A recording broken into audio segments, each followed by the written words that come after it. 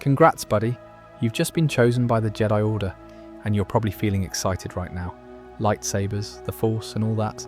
But the truth is, being a Jedi is a double-edged lightsaber, and not everything is as cool as it seems. In this video, we're diving deep into the Jedi Order, exploring what your life would actually look like if you were one of them.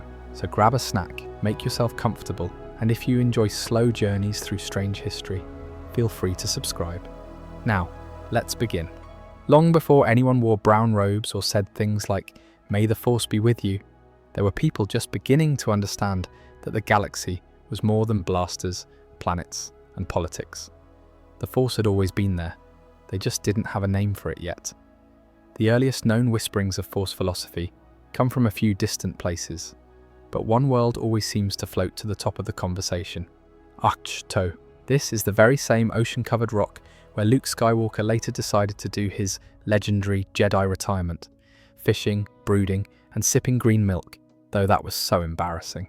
Anyway, it's remote, hidden, full of stone huts, stubborn weather, and endless seabirds. Not exactly a luxury retreat, but it's here, on one of its islands, that someone, or a small group of someones, built the very first Jedi temple.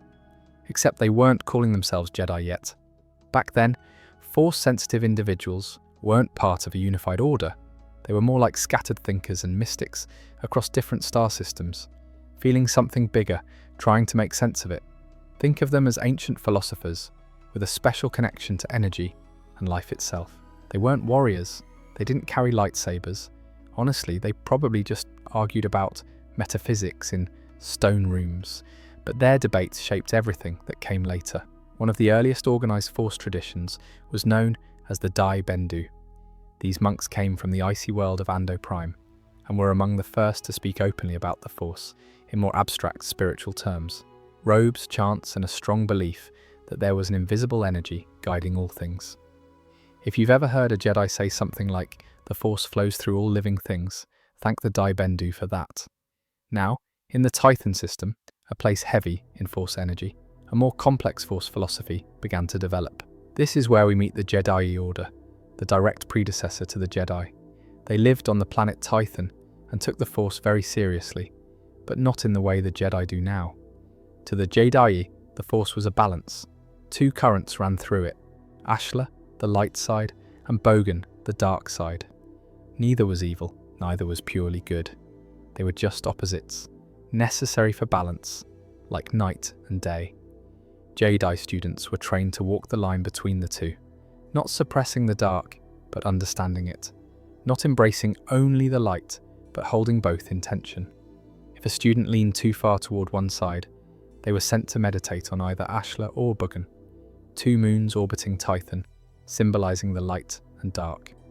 This approach worked for a time, but balance is fragile, and eventually disagreements broke out, not just over who was stronger, but what the Force actually wanted. Some of them began to embrace the power of the dark side more fully, letting it guide their emotions, ambition, and actions. Others clung to the idea of serenity, selflessness, and control. The tension grew, and like most ancient philosophical disagreements, it didn't stay a debate, it became a war. The conflict, known simply as the Force Wars of Titan, was brutal. The dark side practitioners, many of whom believed that power and dominance were the natural evolution of Force mastery, clashed with those who held fast to balance and harmony. By the time the dust settled, the survivors who still believed in peace, restraint, and service decided it was time to rebuild, but differently. They renamed themselves the Jedi Order, adopting the Ashlan path as their foundation, the light side of the Force. No more trying to walk both lines. From now on, the dark side was a temptation. Balance no longer meant using both, it meant avoiding one. To a modern Jedi, that might seem obvious, but at the time, it was a big shift.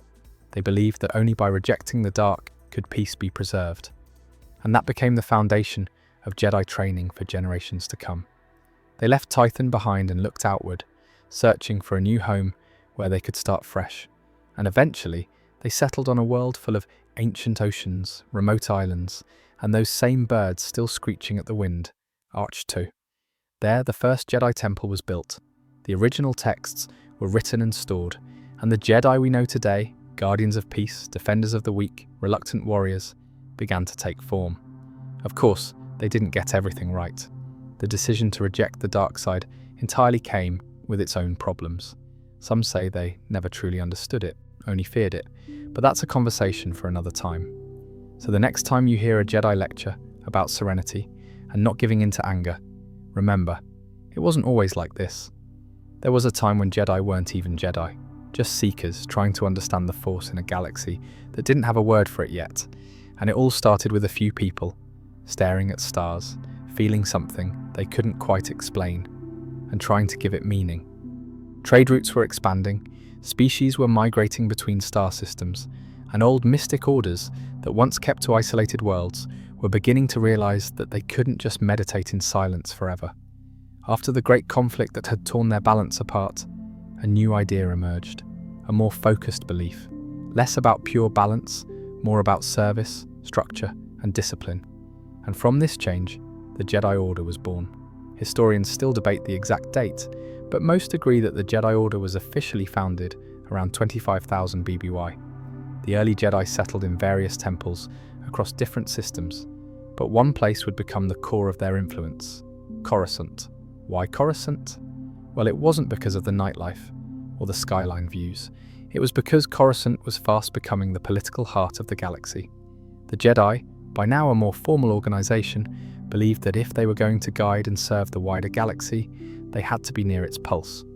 In hindsight, it was probably one of the most pivotal and complicated choices they ever made. Settling on Coruscant gave the Jedi a chance to work closely with galactic leaders. It gave them visibility, legitimacy, and influence. But it also tethered them to politics in ways they hadn't originally intended. Over time, their relationship with the Republic would evolve from one of independent guidance to almost full-on service. They became more than just philosophers with lightsabers. They became something like a galactic peacekeeping force. But in those early days, their intentions were still relatively pure. As they settled into this new role, the Jedi began codifying their beliefs. And that's where the Jedi Code began to take shape. Not everyone agrees on exactly when or by whom it was written. Ancient versions of it differ in phrasing. But the core message was always the same: peace over passion, serenity over emotion, harmony over chaos. But as the Order grew more institutionalized, the code became more rigid. It was doctrine, something to live by, judge by, and teach by. Future generations of Jedi would memorize it as children, recite it in their meditations, and hold it up as the foundation of what it meant to be Jedi. But peace, as the Jedi were already learning, isn't just a state of mind. It's something that has to be defended, and sometimes that means conflict. The Jedi weren't eager to fight. That's one of the biggest misconceptions about them. They didn't want to be warriors. They didn't crave battle. But they also weren't blind to the realities of the galaxy. Crime lords, warlords, and emerging dark side cults weren't going to back down just because someone quoted a proverb at them. So, the Jedi walked a very careful line. They trained in combat, but only as a last resort. They built lightsabers, but treated them as symbols of discipline, not weapons of conquest. They went where they were needed, solved disputes, calmed tensions, and slowly built a reputation as neutral, fair-minded protectors. Of course, not everyone within the Jedi was satisfied with this path. Over time, cracks began to show. Some Jedi felt the Order was becoming too passive, too hesitant to act when injustice demanded it. Others thought the strict code was limiting their understanding of the Force. And some, inevitably, were drawn to the seductive clarity of the dark side. Passion, after all, could be powerful. Emotion could bring strength. And for those who had witnessed suffering firsthand, the promise of decisive action was tempting. The first major rift came in the form of what would later be called the First Great Schism. It was the Order's first true internal crisis, the moment when a group of Jedi, frustrated by what they saw as the Council's dogmatic limitations, broke away and began experimenting with dark side practices. They believed they could master both sides of the Force without falling to corruption, that they could use the dark side for good. It never really goes that way, does it? It became a war, one that shook the foundations of the Order and left both sides scarred. The Jedi won, technically. They cast out the fallen, But they were forever changed. From then on, the Order became far more vigilant, far more conservative in its teachings. They feared their own emotions, and so they doubled down on control, on strict adherence to the code, on distancing themselves from attachments, from passion, from anything that might lead to the kind of chaos they'd just endured. Ironically, this rigid control would plant the seeds for future tragedies, but at the time, it felt necessary, it felt safe. The Jedi continued to evolve. They established the High Council, refined their training regimens, and built a vast archive of Force knowledge. They weren't just guardians anymore. They were historians, diplomats, negotiators, and teachers. Their temples spread to other worlds, Ilum, Ossus, and eventually even distant Outer Rim outposts. But Coruscant remained the heart of it all, and with every passing generation, the Jedi Order became more woven into the political machine of the Republic. And so the transformation was complete. From scattered mystics to organized protectors, from balance-seeking philosophers to peacekeeping guardians. The Jedi had become something powerful, respected, even revered. But the more tightly they held to their vision of the light, the more blind they became to the shadows forming at the edges of their legacy. You were born on some quiet, Outer Rim world, a regular place where the stars didn't mean much, and the only thing that really mattered was weather and harvest. Your parents weren't rich, they were just regular people. Farmers maybe, traders, it doesn't really matter. What matters is, they cared about you. That was your whole world, and for a while, it was enough. You wouldn't remember any of this, of course. Most Jedi don't, but it happened. And for a few short months, maybe a year at most, you belonged to someone. You were the center of someone's universe. That counts for something. Then one day, a starship landed on your planet that no one expected. A Jedi scout stepped out, plain-robed and serious. You've probably seen 100 Jedi since then, but this one would have been the first. They went from house to house, asking the same quiet questions. Any recent births? Any children behaving strangely? Any odd moments? Lights flickering, objects moving? People in towns like that don't always know what Force sensitivity is. Sometimes they just say things like, "She gets a feeling about storms," or "He can find animals in the forest, even when they hide." The scout listened, took notes, smiled politely, then they came to your door. Your parents were probably confused, maybe they were proud. Having a Jedi take interest in your child? That's the sort of thing people talk about for generations. The Jedi did some simple tests, nothing invasive, a small device in the hand maybe, checking your blood, watching how you reacted to stimuli, seeing if you reached for something before it moved. The tests weren't painful, and you didn't cry. In fact, you did something small that caught the Jedi's attention. You moved a toy before you touched it, and that was enough. The Jedi explained calmly that you were strong in the Force, that children like you were rare, and that the Jedi Order could offer you a life of discipline, knowledge, and purpose. They didn't say it like a choice. They said it like a fact, as if the future had already been decided, and they were just informing your parents, not asking. Your mother probably hesitated. Maybe your father asked questions. The answers came in the same soft, certain tone. You would be trained at the Jedi Temple on Coruscant. You would be safe. And no, there would be no visits and any contact at all. Jedi training required separation. Attachment led to fear. Fear led to suffering. And suffering, well, I think you know where that led. In the end, your parents agreed. Or maybe they didn't. It didn't really matter. The Jedi didn't need legal permission in most systems. The Republic allowed the Order to collect Force-sensitive children, especially in outer worlds, where futures were uncertain. They believed it was for the greater good. One more child spared from a dangerous life. One more potential Jedi to keep peace in the galaxy. You were wrapped up in a soft blanket. A small bag was packed with whatever clothes and trinkets your family had time to gather. Your mother kissed your forehead. Your father held your tiny hand, and then they let go. That was the moment. The journey to Coruscant was long, but you slept most of the way. You might have woken up once or twice to see stars outside the viewport, bright, cold, and endless. The galaxy stretched out before you, and you didn't know any of it. The life you were meant to have was gone. The life ahead of you hadn't started yet. When the ship finally broke through Coruscant's cloud layer, you would have seen the city planet from above. Millions of lights, towers stretching higher than any mountain on your homeworld, traffic lanes buzzing with ships, a place so big, so loud, so crowded, and yet strangely silent too.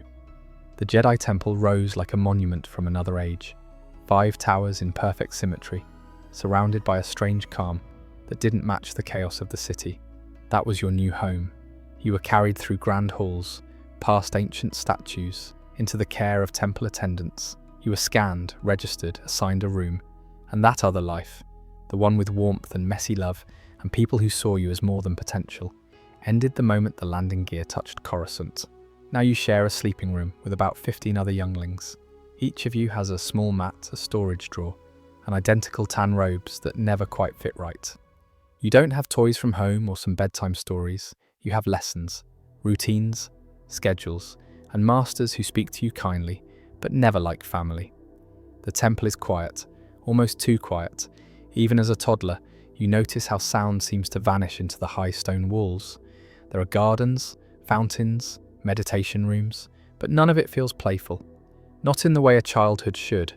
Everything is designed to keep you calm, centered, obedient. You don't really know what you're missing, of course. Most of the kids around you were also taken as infants, just like you, so you grow up assuming this is how childhood works, that it's normal to wake up before sunrise, to bow before entering a classroom, to refer to your caretakers as master, even though they're not your parents and never will be.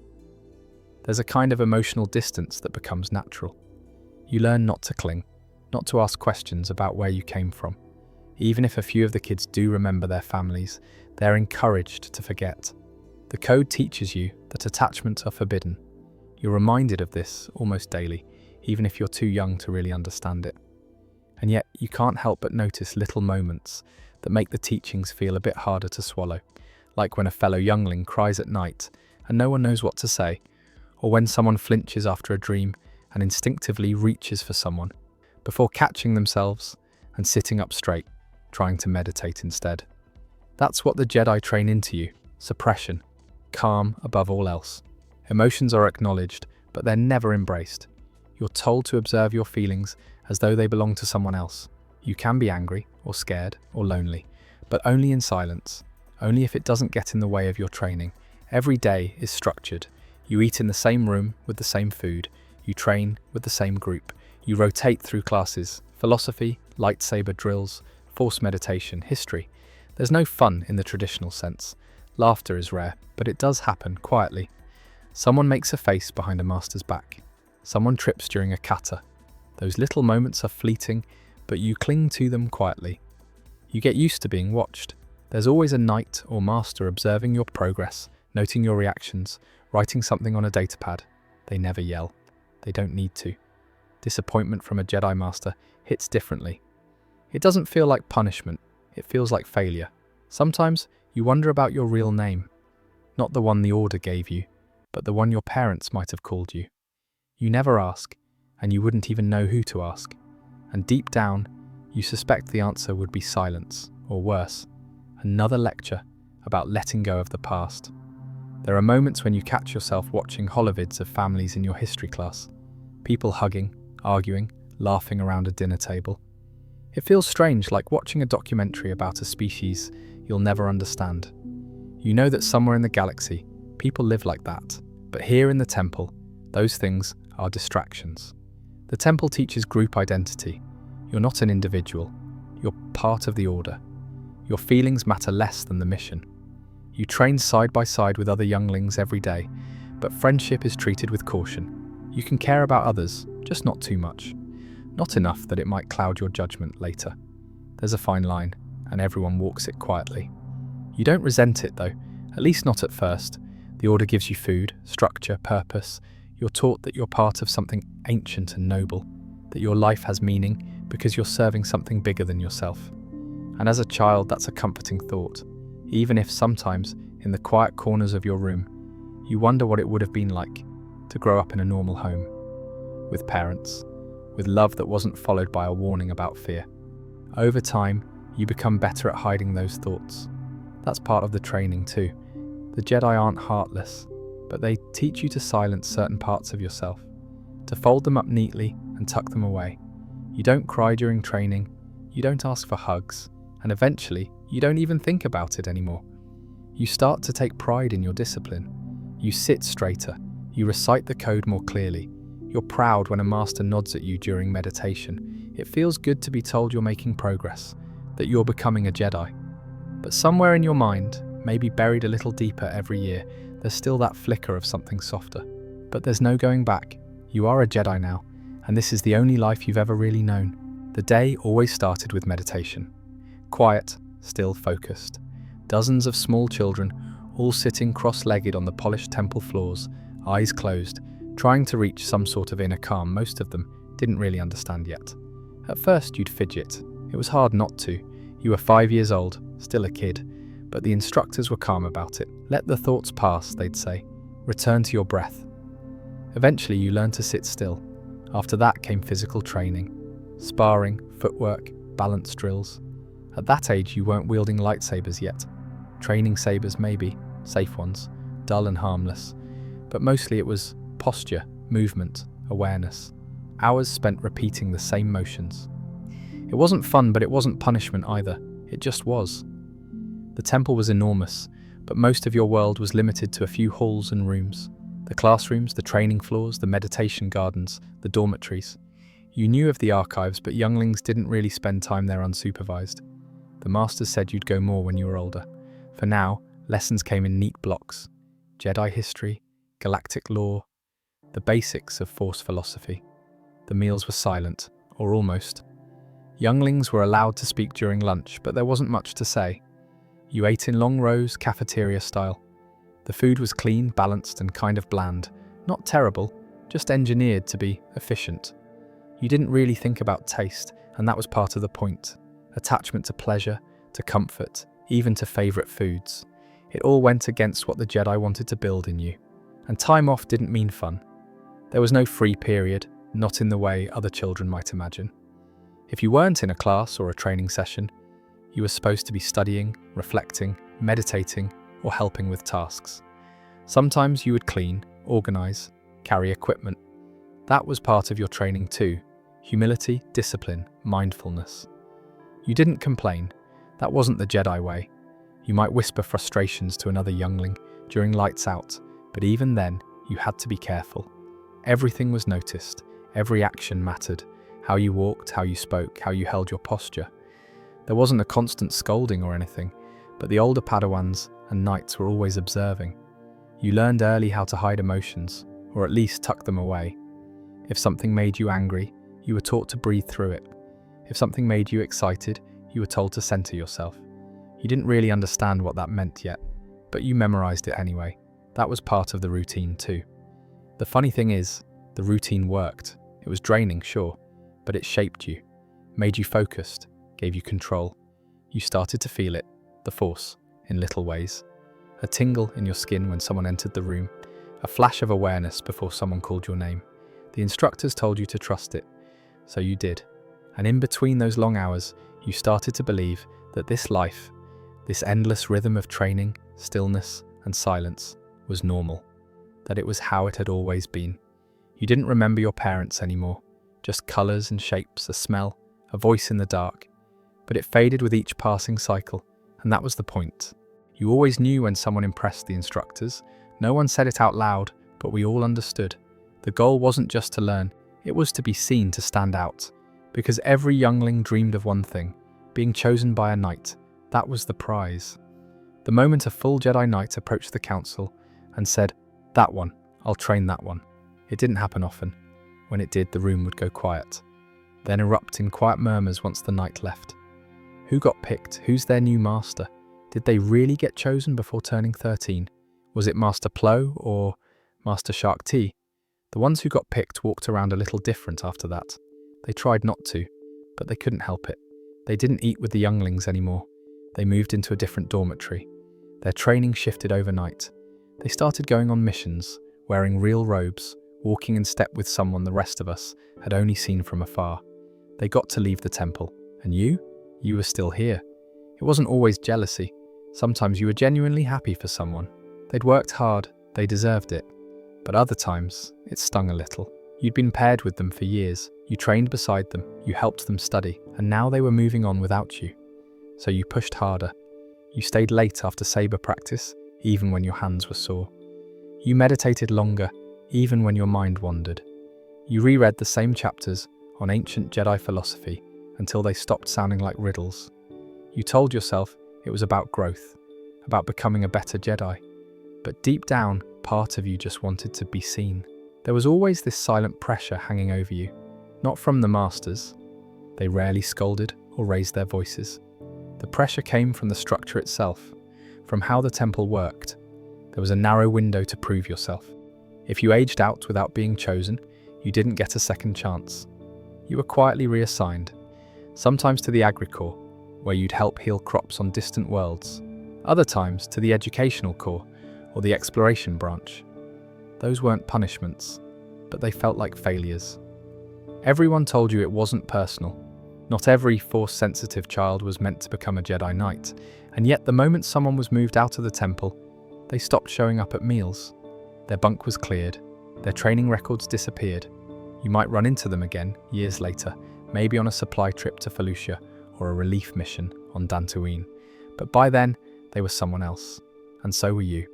That was the quiet fear nobody talked about. You could follow every rule, never make a mistake, and still not be chosen. It didn't matter how many hours you spent practicing. You either caught someone's attention or you didn't, and you could feel the difference when someone did. Once, during a lesson in galactic diplomacy, you made a subtle observation about core world trade law. The instructor didn't say anything, but later that evening, Master Nu stopped you in the archives and asked you to help organize some texts. She said she appreciated your attention to detail. Your heart raced the whole time, wondering if this was it. Nothing came of it, but the feeling stayed with you, that tiny flicker of hope. It made you notice others too, the ones getting extra questions, the ones pulled aside after class, the ones who got to demonstrate forms at the front of the room. You started to see patterns. You started to wonder if the masters already had favourites, if someone's future was being quietly decided while the rest of you scrambled to be noticed. Some younglings were naturals, confident, composed, graceful with a blade and quick with the force. Others struggled. And it wasn't their fault. Not everyone learns the same way. But the temple didn't slow down. It didn't stop to catch you up. You kept moving, or you got left behind. So you learned to perform under quiet pressure.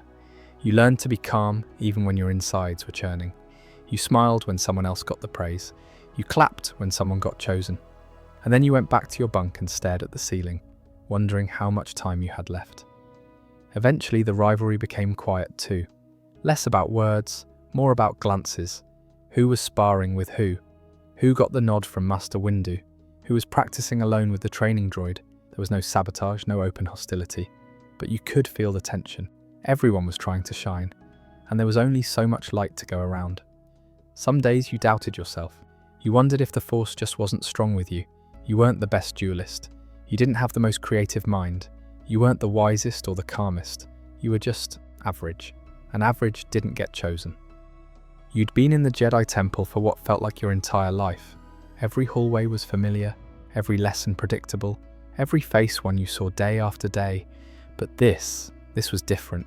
The ship taking you to Ilum was cold in its own way, silent, minimal, purposeful, but it was nothing compared to what was waiting outside. For the first time, you were really leaving Coruscant. You were actually going off-world. It was exciting, but more than that, it was terrifying. Ilum is one of the oldest sacred places in Jedi history, though you might never have heard of it before now. It's a frozen, almost forgotten planet, far out in the unknown regions, covered in endless ice and snow. It doesn't have cities or busy spaceports like Coruscant. Instead, it's wild and quiet, a place where the wind seems to hum with the Force itself. The Jedi have travelled to Ilum for thousands of years for something deeply personal. It's the place where young Jedi come to find their kyber crystals, the living stones that power their lightsabers. These crystals aren't just tools. They're connected to the Force and choose their Jedi as much as the Jedi choose them.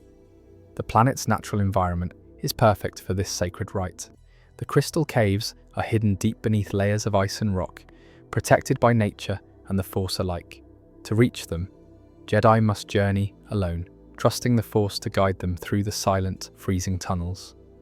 You gathered at the landing platform with the other Padawans, most of whom you only recognized in passing from meditation chambers or training rooms. No one said much. Everyone knew what this trip meant. The gathering was your first real step toward building your lightsaber. It was your first time off-world, and most importantly, it was your first trial without your master.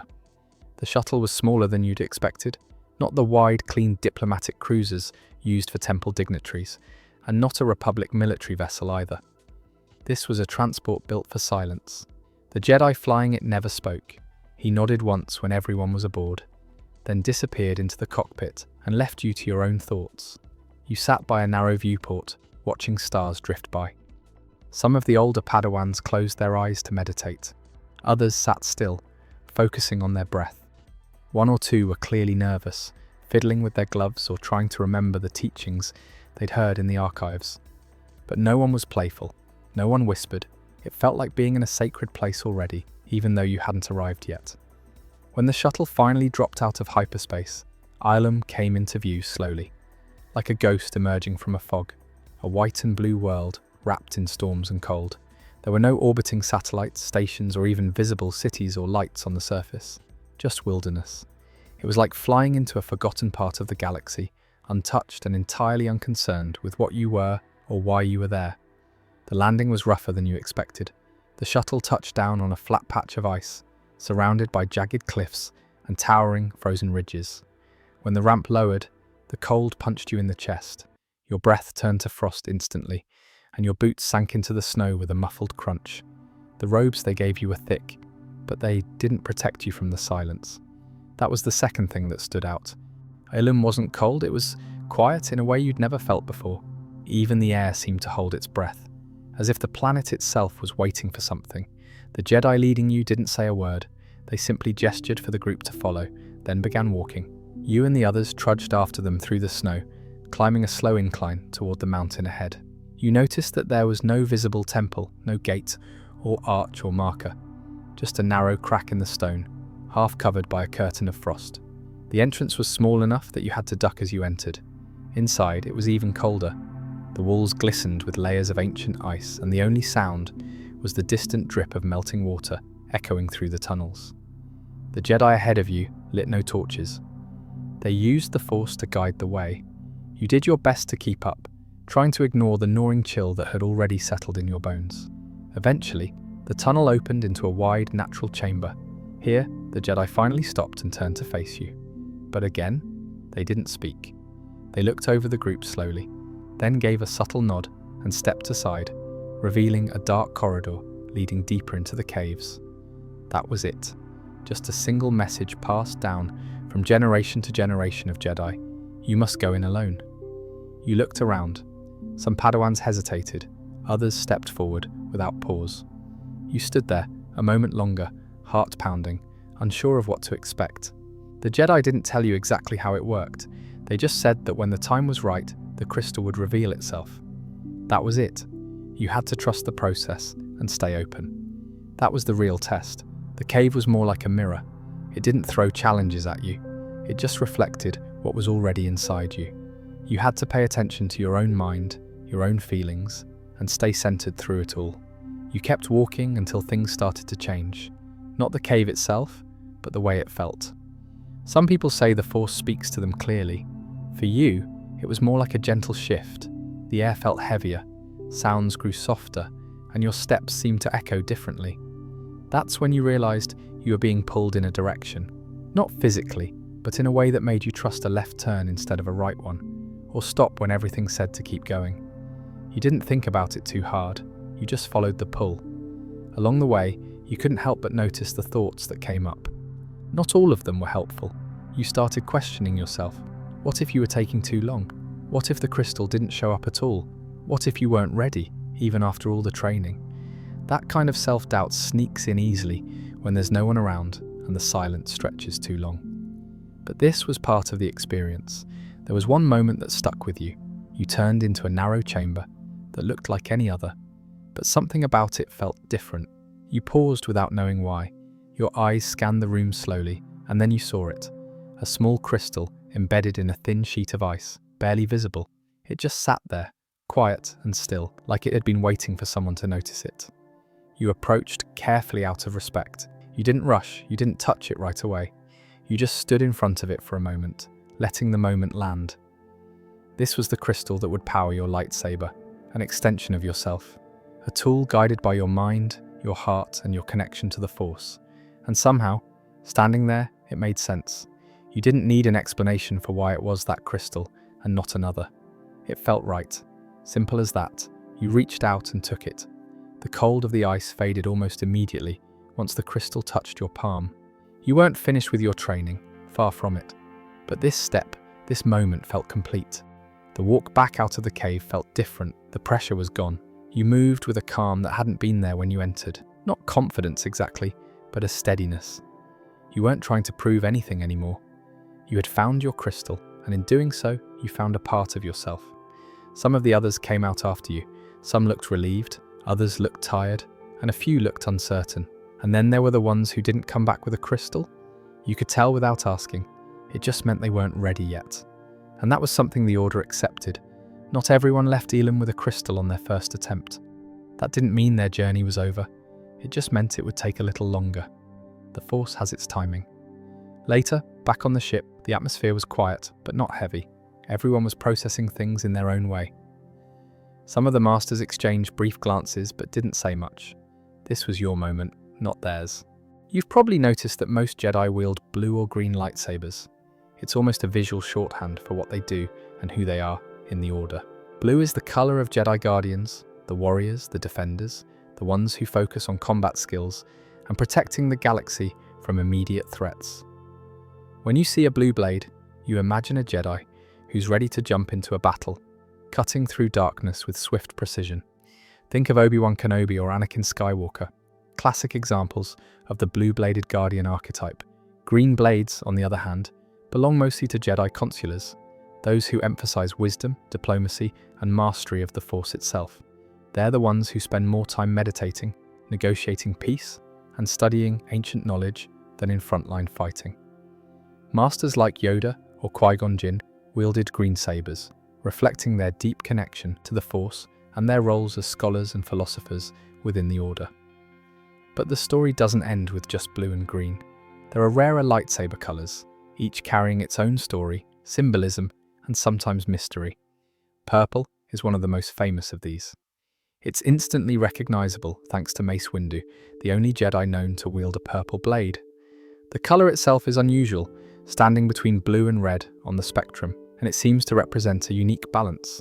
Someone who walks the line between light and dark, discipline and passion. Windu's fighting style, Varped, channels some of the dark side's aggression without succumbing to it, making him an exceptional and complex figure within the Order. That purple blade symbolizes that fine edge he walks, blending intensity with control. Yellow lightsabers are mostly associated with the Jedi Temple Guards, the elite protectors who stood watch over the temple and the council chambers. Their golden blades aren't just decorative, they're a mark of their unique role. Unlike guardians or consulars, temple guards were trained in a style emphasizing defense, silence, and vigilance. Their saber's yellow hue reflects their dedication to balance and impartiality, standing as watchful sentinels who did not intervene unless absolutely necessary. Recently, we've seen characters like Rey wield yellow sabers, hinting at a return to some of these lost traditions. Then there's the black lightsaber, known as the Darksaber. It's an ancient and unique weapon, forged long ago by a Mandalorian Jedi. Its blade is not the typical plasma glow, but a flat blade-shaped energy wave, almost like a traditional sword made of dark light. The Darksaber carries immense symbolic weight, especially among Mandalorians, representing leadership and a claim to rule. It's an example of how lightsabers are not just weapons, but cultural symbols, deeply tied to identity and legacy. All these colors come from the kyber crystals that power lightsabers. They are living, Force-attuned entities found in sacred caves or rare locations. They hum with energy, resonating with the Force around them. This relationship is unique and personal. The crystal senses your inner nature, your intentions, your connection to the Force. Sometimes, a crystal might reject a Jedi, refusing to bond, dimming or cracking when forced. That's why the Jedi undertake trials to find the crystal that truly belongs with them. The crystal reflects who you are and shapes your blade's color. It's an extension of your own Force identity. That's why lightsaber colors are never random. They tell a story, not only about the wielder's role in the Jedi Order, but about their personality, their their philosophy, and even their inner struggles. A blue blade might mean you are a protector at heart, willing to face danger head-on. A green blade might mean you seek harmony, understanding, and the wisdom of the Force. Purple suggests you're walking a difficult path, balancing opposing forces within yourself. Yellow shows your role as a guardian of the Order's traditions and balance. Black speaks of leadership, power, and the weight of legacy. Sith lightsabers are always red. No exceptions and no variations, where Jedi blades span a wide range of colours: blue, green, yellow, even purple. The Sith always ignites red. You might think it's just branding, a menacing aesthetic choice to go with their cloaks and lightning, but the truth is more disturbing and far more intimate. Kyber crystals are naturally clear when unbonded, and they respond to the Force user who claims them. For Jedi, the bonding is organic, peaceful, a moment of resonance between the living crystal and the living Jedi. The Force flows freely through both, but a Sith can't form this kind of connection, not because Kyber crystals hate them, but because the Sith reject the very principles that make the bond possible. Jedi listen, Sith dominate. Since they cannot bond with a crystal naturally, Sith must impose their will onto the crystal. They do this through a dark ritual known as bleeding. The Sith pours their hatred, rage, and suffering into the Kyber crystal, forcing it to serve them. This corruption bends the crystal, twists its nature, and in doing so, turns it blood red. The glow you see in a Sith lightsaber is a cry, the crystal screaming under the weight of the darkness that now fuels it. Each red blade is a mark of spiritual violence. The Sith doesn't construct a weapon, they conquer it. The bleeding process is brutal, and not without danger. If the Sith's focus wavers or their hatred isn't deep enough, the crystal may resist or even shatter. But for those who succeed, the red blade becomes a reflection of their victory, not just over the crystal, but over themselves. They've cast aside compassion, empathy, or balance. All that remains is power and control. And that's the core difference. Jedi attune to the crystal. Sith force the crystal to submit. Some stories even tell of Jedi reclaiming red crystals, healing them. It's rare, but possible. Through a deep connection to the Force and acts of restoration, a Jedi can reverse the bleeding. The crystal loses its red glow, sometimes turning white, a symbol of rebirth, of a second chance. These white blades have been wielded by Jedi who've walked through the darkness and come back with clarity. But such stories are few. Most red blades stay red, and their legacy remains soaked in conflict. Now, on the other end of the spiritual spectrum, there were the Jedi Temple Guards, quiet, anonymous, masked. They never sought glory or attention. They didn't walk the battlefield like guardians or preach wisdom like consulars. They stayed within the temple walls, always watching, always prepared. Their sabers were unique, double-bladed, hinged like a staff and glowing yellow. But records suggest that before this design became standard, some carried black-bladed lightsabers, like a precursor to the darksaber, but used only within the temple. These blades were not signs of aggression, but of neutrality, a symbol of judgment and discipline, wielded by those sworn to act only when the Jedi Order itself was threatened. The Temple Guard wasn't a career path in the traditional sense. Jedi were called into service, often temporarily, from within the ranks. Some served for months, others for decades. Once they put on the robes and mask, they gave up personal identity. They surrendered rank, name, and even voice. Within the temple, they were protectors of knowledge, guardians of balance, and, when necessary, enforcers of order law. They could even restrain council members if corruption was suspected. That was their authority. Their fighting style was tailored for containment and defense. They were not duelists, but a wall, unmovable, disciplined, and impossible to provoke. Every motion was meant to de-escalate, to deflect, to preserve life. It was said that a single temple guard could keep 4 Jedi Knights at bay with nothing but stance, precision, and patience. Over time, their traditions faded. As war consumed the galaxy, and the Jedi Order turned its focus outward, the Temple Guard's role diminished. Many of their teachings weren't passed on, considered outdated in a galaxy that now demanded generals, not watchers. The last generation of guards was small. Some began to question the Order's direction. One even fell. The Grand Inquisitor himself had once served as a guard before turning to the dark side, disillusioned by the hypocrisy he saw within the temple. His fall was a symbol of how far the Jedi had strayed from their roots, and how little value they placed on the traditions meant to protect them from within. The lightsaber, in all its forms, reflects these truths. There are 7 forms of lightsaber combat, 7 paths, each born from a different era, challenge and philosophy. Some Jedi master one, some dabble in many, but none wield their blade without walking a path deeper than most outsiders ever see. Form 1, Shicho, the beginning. Shicho was the first form ever taught. A basic, broad, sweeping style, built for disarming, not killing. It was developed before the Sith returned, before the Clone Wars, when lightsaber combat was more theoretical than real. Shicho teaches momentum, rhythm and focus. Think of wide strikes like waves crashing on a shore. It's simple, almost elegant, but in the hands of a true master, simplicity becomes unpredictability. Kit Fisto was known to favour this form, and made it deadly even against Sith. Most Jedi begin their training here, learning balance before they ever strike. Form 2, Makashi. Where Shicho is wide and wild, Makashi is refined, like a fencing blade rather than a broadsword. It was developed during the early Jedi-Sith Wars, when saber-on-saber combat became the norm. Makashi is precise, controlled and graceful. It's a duelist's art. No wasted motion, no brute force. Count Dooku was perhaps the most famous Makashi user of the modern era. His elegance in battle wasn't just showmanship, it was the art of knowing exactly when and where to strike. For him, the lightsaber was more than a weapon, it was a statement. Form 3, Soresu. Soresu is the art of defense.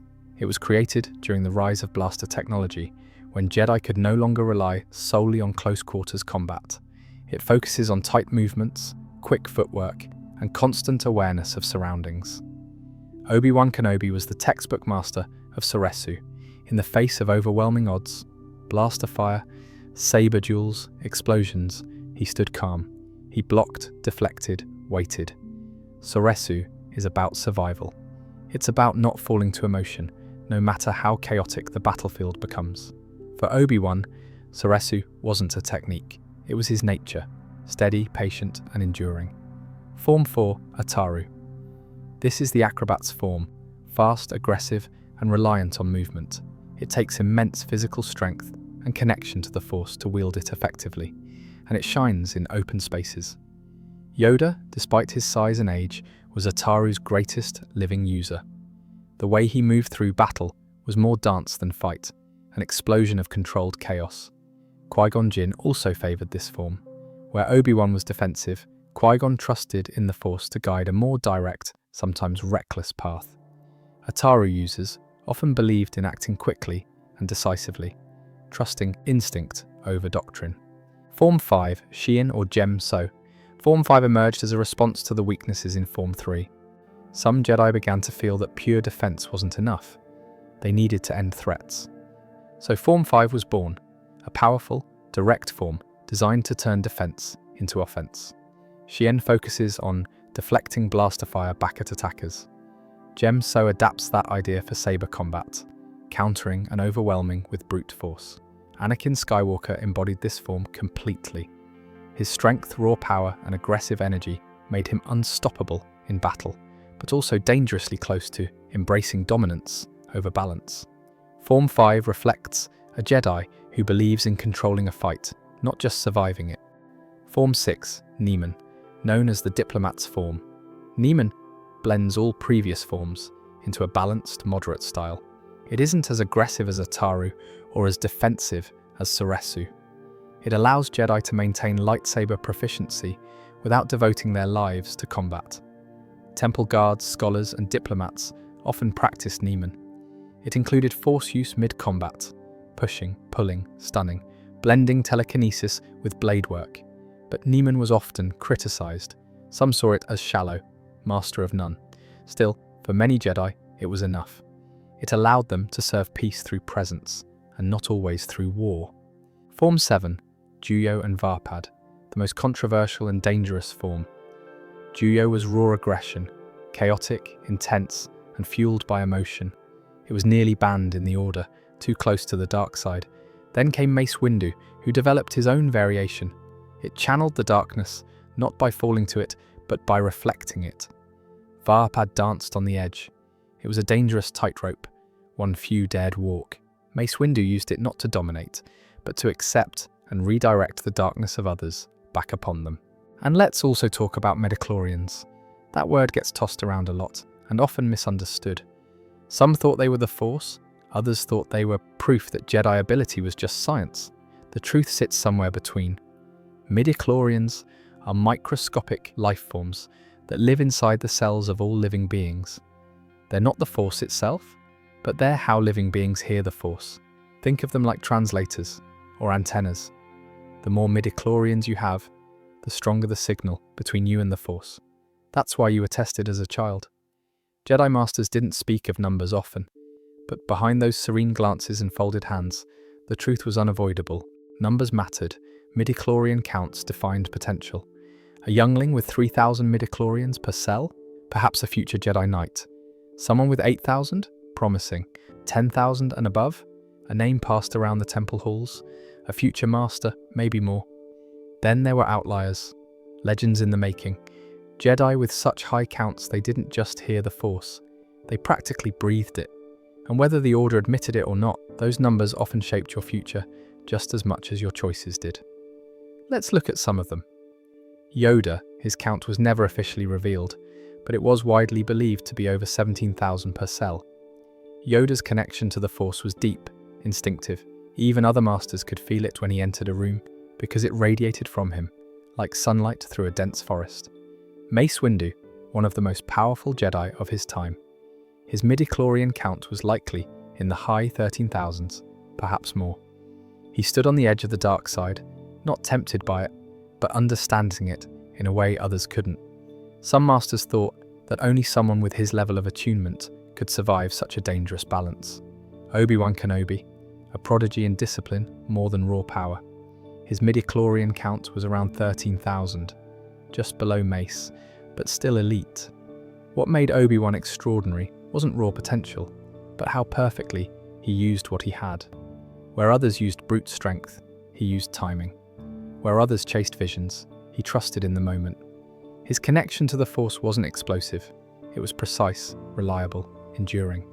Qui-Gon Jinn, slightly lower than Obi-Wan in count, around 11,500, but far less bound by the Temple's orthodoxy. Qui-Gon followed the will of the Force, not the rules of the Council.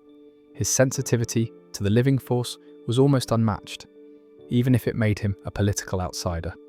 Many dismissed him as rebellious, but when you stood near him, the Force felt clearer, like it was breathing with you. Count Dooku, trained by Yoda himself, his count was estimated in the mid-14,000s. Brilliant, aristocratic, sharp-minded, and eventually disillusioned. Dooku's strength in the Force was refined, not explosive. His saber strikes, like his politics, were elegant and intentional. But even with that power, he left the Order. Then we have Anakin Skywalker. His midichlorian count was off the scale. Over 20,000, higher than any Jedi in recorded history, even higher than Yoda. When Qui-Gon Jinn tested him on Tatooine, it was as if the Force had chosen a vessel, a being not just in touch with the Force, but born of it. 20,000 midichlorians per cell meant the Force didn't whisper to Anakin. It shouted, sometimes too loudly, the dreams, visions, flashes of insight and danger. They overwhelmed him. The Council saw his power but feared his emotions. They didn't doubt his strength. They doubted his stability, and their doubts weren't unfounded. Anakin could touch the Force more deeply than anyone, but it also meant the dark side could touch him just as deeply. After Anakin fell and became Darth Vader, his body was broken, and so was his connection to the Force. The exact count of midichlorians wasn't reduced, but his ability to use them was. His limbs were gone, his lungs ravaged, his body a prison. The Force was still there, but muffled. He was still powerful, but never again what he was meant to be. And then finally there was Luke Skywalker.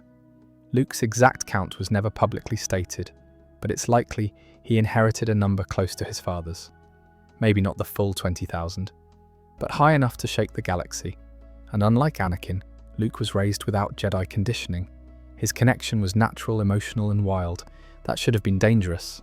But in the end, it was his compassion, not his midichlorians, that redeemed his father and destroyed the Sith.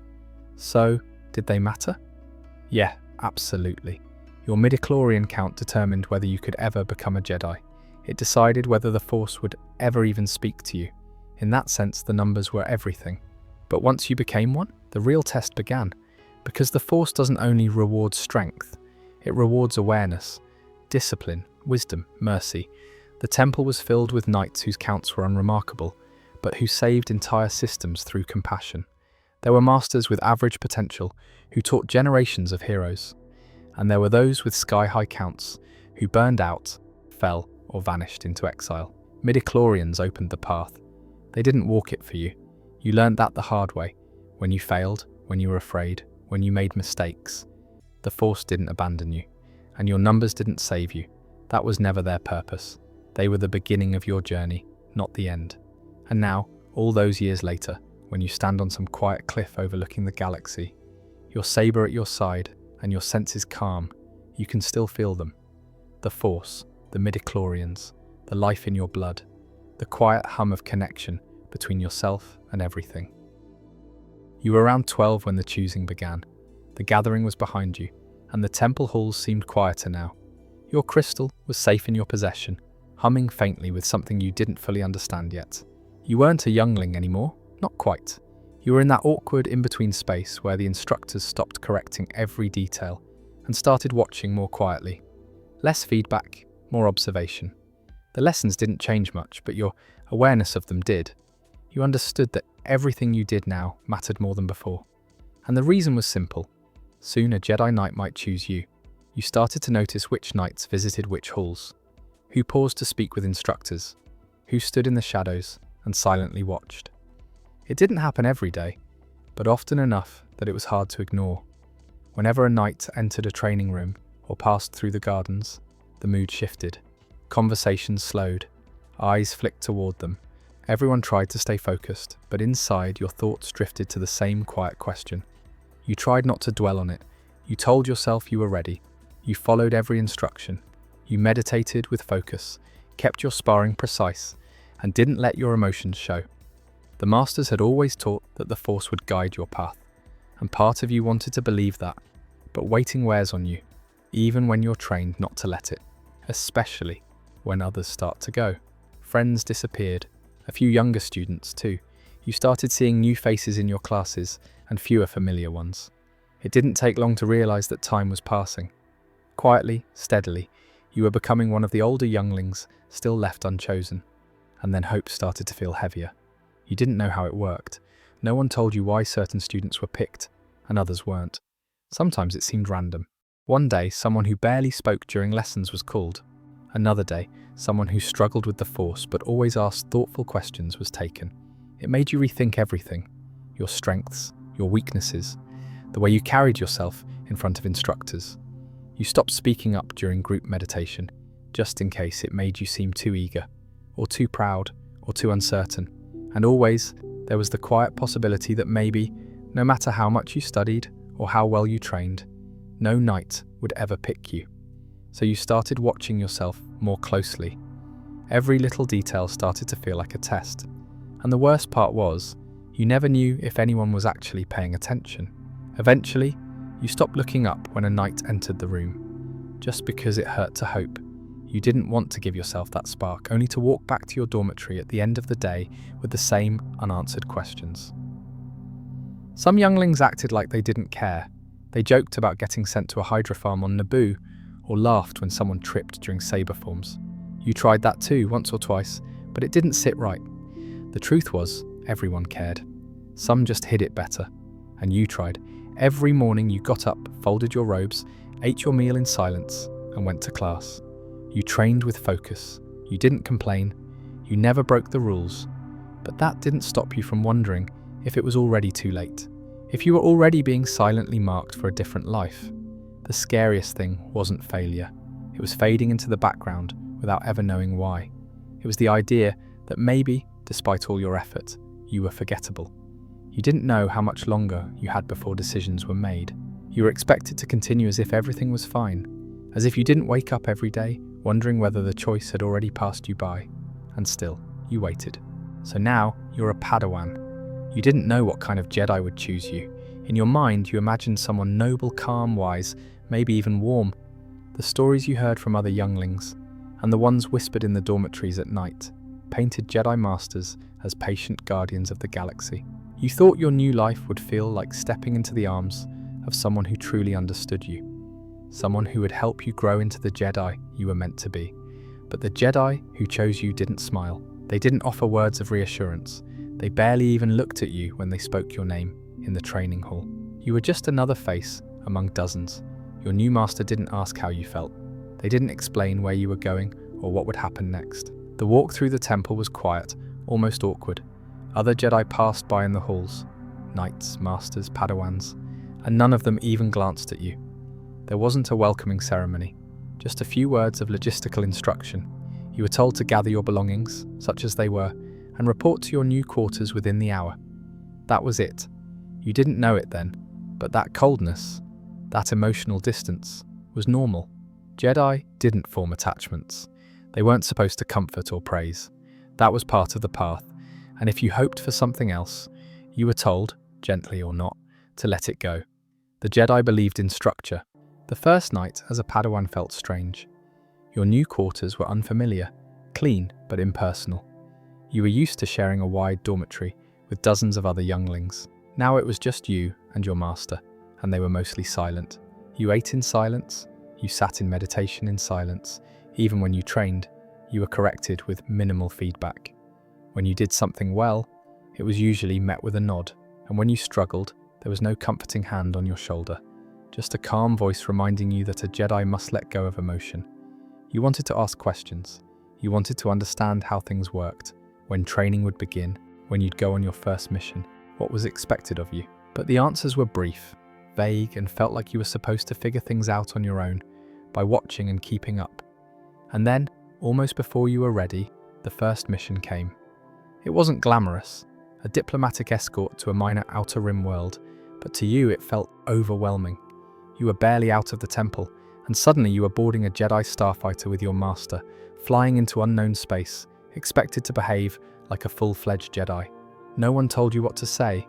No one told you how to act. You stood quietly while your master spoke to planetary officials and guided the negotiations. You observed, listened, and tried to look calm, even though you felt completely unprepared. You were expected to stay composed, to follow without hesitation, and to never let your uncertainty show. That first mission passed without incident, and the next, then the next. You traveled across unfamiliar systems, sleeping in unfamiliar places, hearing languages you didn't recognize, watching your master move through the galaxy as if they belonged everywhere, while you still felt like a visitor in your own robes. You thought the temple would always be there, some place to return to, but as time passed, you realized that wasn't how it worked. You rarely went back. When you did, it was only briefly, for a council debriefing or a few days of rest. The temple became a memory more than a home. Your real life now was wherever your master was. That was your new classroom, your new bed, your new everything. The hardest part wasn't the training or the missions. It was the quiet. You started to miss the noise of the youngling dorms, the soft bickering during mealtime, the way instructors used to laugh, even if just a little. Life with a master was different, more solitary. You had to grow up quickly, and you didn't always feel ready. Still, you couldn't complain. Jedi don't complain. That was drilled into you early. If your master was distant, that was your test. If you struggled to keep up, that was your lesson. If you felt homesick or unsure, or even afraid, those were emotions to acknowledge and let pass. You told yourself this was all part of the journey. Over time, your connection with your master began to shift, not toward affection, but toward understanding. You started to learn how they thought, how they preferred to operate. You could anticipate their decisions, recognize their silence for what it was, focus, not disinterest. You stopped waiting for praise. Instead, you measured your growth by how much you could do without instruction. When your master stopped correcting you during combat drills, that was your signal that you were doing well. When they let you speak during negotiations, even briefly, it meant they trusted you. That was the Jedi way. But there were still moments where it stung. You'd see other masters place a reassuring hand on their Padawan's shoulder or exchange a quiet joke, and you'd wonder if something was missing in your own training. You never asked, of course, That wasn't the Jedi way either. Years would pass like this, one mission after another, one lesson folded into the next. Your robes would wear out, replaced with new ones that looked just the same. Your lightsaber skills would sharpen. You'd begin to feel more capable. And one day you'd wake up on some quiet ship in the mid-rim and realize you didn't feel like a student anymore. You felt like a Jedi. The temple was a distant memory by then. It had faded into something you once knew, like a dream from childhood. Now, you belonged to the galaxy, and whether you were ready or not, the galaxy needed Jedi. You didn't speak the language, you barely knew the politics, and yet, when you stepped off the cruiser in your Jedi robes, people looked to you like you were supposed to know everything. To the locals, you represented the Republic. To the Republic, you represented the Jedi. And to the Jedi Council, you were simply following instructions. Move here, negotiate that, make sure peace is restored. But on the ground, nothing ever felt that simple. You'd arrive on some border world caught between separatists and loyalists, between ancient rivalries and new factions, and your orders would be clear on paper: help bring stability, support the senator, protect the infrastructure. But when you looked into the eyes of the people living there, you realized they didn't want your help. Some feared you, some resented you, others just didn't care who you were or what the Force was. They saw your lightsaber, your Republic ship, and assumed you were another outsider here to tell them how to live. There were times when your mission felt like a performance. The Council would send you to oversee elections, ensure trade negotiations went smoothly, or settle disputes between tribal leaders and Republic-aligned governors. But you weren't trained in planetary law or local tradition.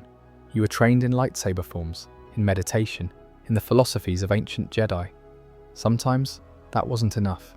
You'd sit in dusty government buildings while diplomats argued in a language you didn't understand, waiting for the moment someone inevitably turned to you to break the tension. Your presence was supposed to be calming. That was the idea, but there were moments when just walking into a room with your robes and saber made things worse. Some planets remembered the last time a Jedi came through, and it hadn't ended well. Worse were the situations where your orders contradicted your instincts. There was a mission early on, maybe your third or fourth off-world assignment as a Padawan, where you were instructed to support a planetary governor accused of exploiting his workers. The Council said he was key to maintaining Republic control in the region. They told you to maintain order, to prevent escalation. But you saw the protests, you spoke with the locals, you felt the tension, and still, your orders were to keep the peace, which meant keeping him in power. So you stood guard outside his office as people screamed in the streets. You knew something was wrong. You even argued with your master about it, quietly, of course, and only once. He reminded you that Jedi don't take sides in political disputes, that you were here to preserve life and balance, not enforce personal feelings. You didn't bring it up again, but it stuck with you, and it wasn't the only time. Another mission sent you to a world devastated by civil war. The Republic had interests in securing key infrastructure there, a spaceport, a fuel depot, something like that. You were told that your job was to support the local militia, who still remained loyal to Coruscant. The problem was, they weren't noble defenders. They used brutal tactics. You saw it firsthand. Your team came across a village caught between two fronts, and instead of offering aid, the militia commander ordered his men to seize supplies and interrogate civilians. Your master didn't intervene. He said your presence was enough. He told you that confronting them would complicate the chain of command and derail the mission. So you stood there, again, watching something you knew in your heart wasn't right. This was the part of Jedi life no one talked about during temple training. Back then, it was all balance and mindfulness, keeping your emotions in check, learning to act without attachment. But out here, on planets the Republic barely understood, the lines blurred. There was no time to reflect before action, no time to process before being given the next objective. You were supposed to trust the Council's wisdom, even when it felt like they were making decisions from too far away. You tried to rationalize it, tried to believe that helping the Republic meant helping the galaxy, that every uncomfortable order, every overlooked injustice was part of a larger effort to bring peace. But sometimes, those thoughts didn't bring peace to you. There was a mission where you had to mediate a resource dispute between two communities on a desert moon. The locals had lived there for centuries. One group had spiritual ties to the land, The other had signed an agreement with a Republic mining company. Your master told you it wasn't your place to pick sides, only to ensure the agreement proceeded without violence. But one side was clearly losing their home. You could see it in their faces, in the way the elders spoke. And still, your task was to guide the negotiations toward Republic goals. You began to understand why some Jedi struggled with the code, why some chose exile, why others slowly drifted into bitterness. You never said anything publicly, you didn't defy the council, but over time your trust began to fade, just enough to make you hesitate before accepting a mission, just enough to wonder if you were really doing the right thing, or if you were just one more hand pushing the Republic's agenda, no matter what the cost. And when the locals looked at you like you were the enemy, you stopped trying to explain who the Jedi really were. You stopped saying things like, "We're here to help." You just focused on getting through the assignment, meeting the objectives, and returning to Coruscant, because the only thing worse than being misunderstood was understanding everything too clearly, and realizing there wasn't much you could do about it. You were barely old enough to be out on your own when the Council reassigned you to Coruscant. The Jedi had always maintained a presence in the Senate, and someone had to do the watching. This time, that someone was you.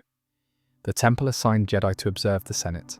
Your job wasn't to vote, argue, or interfere, only to be present, a neutral presence, a reminder of principle in a room that had long since forgotten it.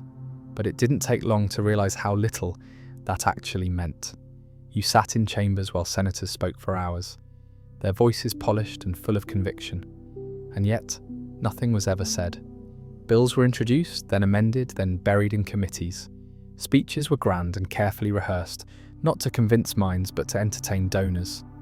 One senator would praise peace and justice to the crowd, then whisper about mining contracts behind closed doors. Another would stall humanitarian aid to an outer system until her nephew's company secured the distribution rights. And the worst part, it was all legal. You watched as entire sectors of the Republic were treated like bargaining chips. Planetary relief became a political favour. Jedi requests for support were delayed or ignored unless someone on the inside saw an advantage in it. There were always handshakes after every vote, smiles for the cameras, but behind them, credits changed hands and alliances shifted like sand. You started recognising the rhythms, who always voted together, who swapped votes in exchange for favours, who could be counted on to block progress whenever it threatened profits. The corruption wasn't hidden, it wasn't even subtle. That was what made it so disorienting. As a Jedi, you were taught to sense deception, to trust your instincts, your awareness of truth, through the Force. But here, deception wasn't the exception, it was the structure. Everyone knew the rules of the game, and the winners were the ones who bent them best. You weren't allowed to speak during sessions. Even when a proposal clearly endangered innocent lives, you had to stay silent. When a senator lied, boldly, shamelessly, you couldn't challenge them. You'd report back to the council, and they'd simply nod. Another record for the archives. Another vote you had no power to change. And sometimes, you were sent to meet senators personally. You'd listen as they complimented the order, praised the Jedi legacy, then leaned in closer with a favour to ask. Could you perhaps suggest that the council send a diplomatic envoy to their homeworld? And while they were there, maybe they'd take a look at a little border conflict with a neighbour. Nothing serious, just something to keep things calm. You knew what it meant, so did they. It wasn't just bribes in the traditional sense. It was favours traded for favours, votes promised in exchange for silence. There were senators who cared, good ones, but they were outnumbered and often ignored. The louder voices came from those who'd mastered the system, not those trying to reform it. And slowly, you began to understand something that had never been spoken aloud in the Temple. The Republic didn't need the Jedi to protect it from external threats. It needed them to legitimize a broken system. Your presence gave the illusion of integrity.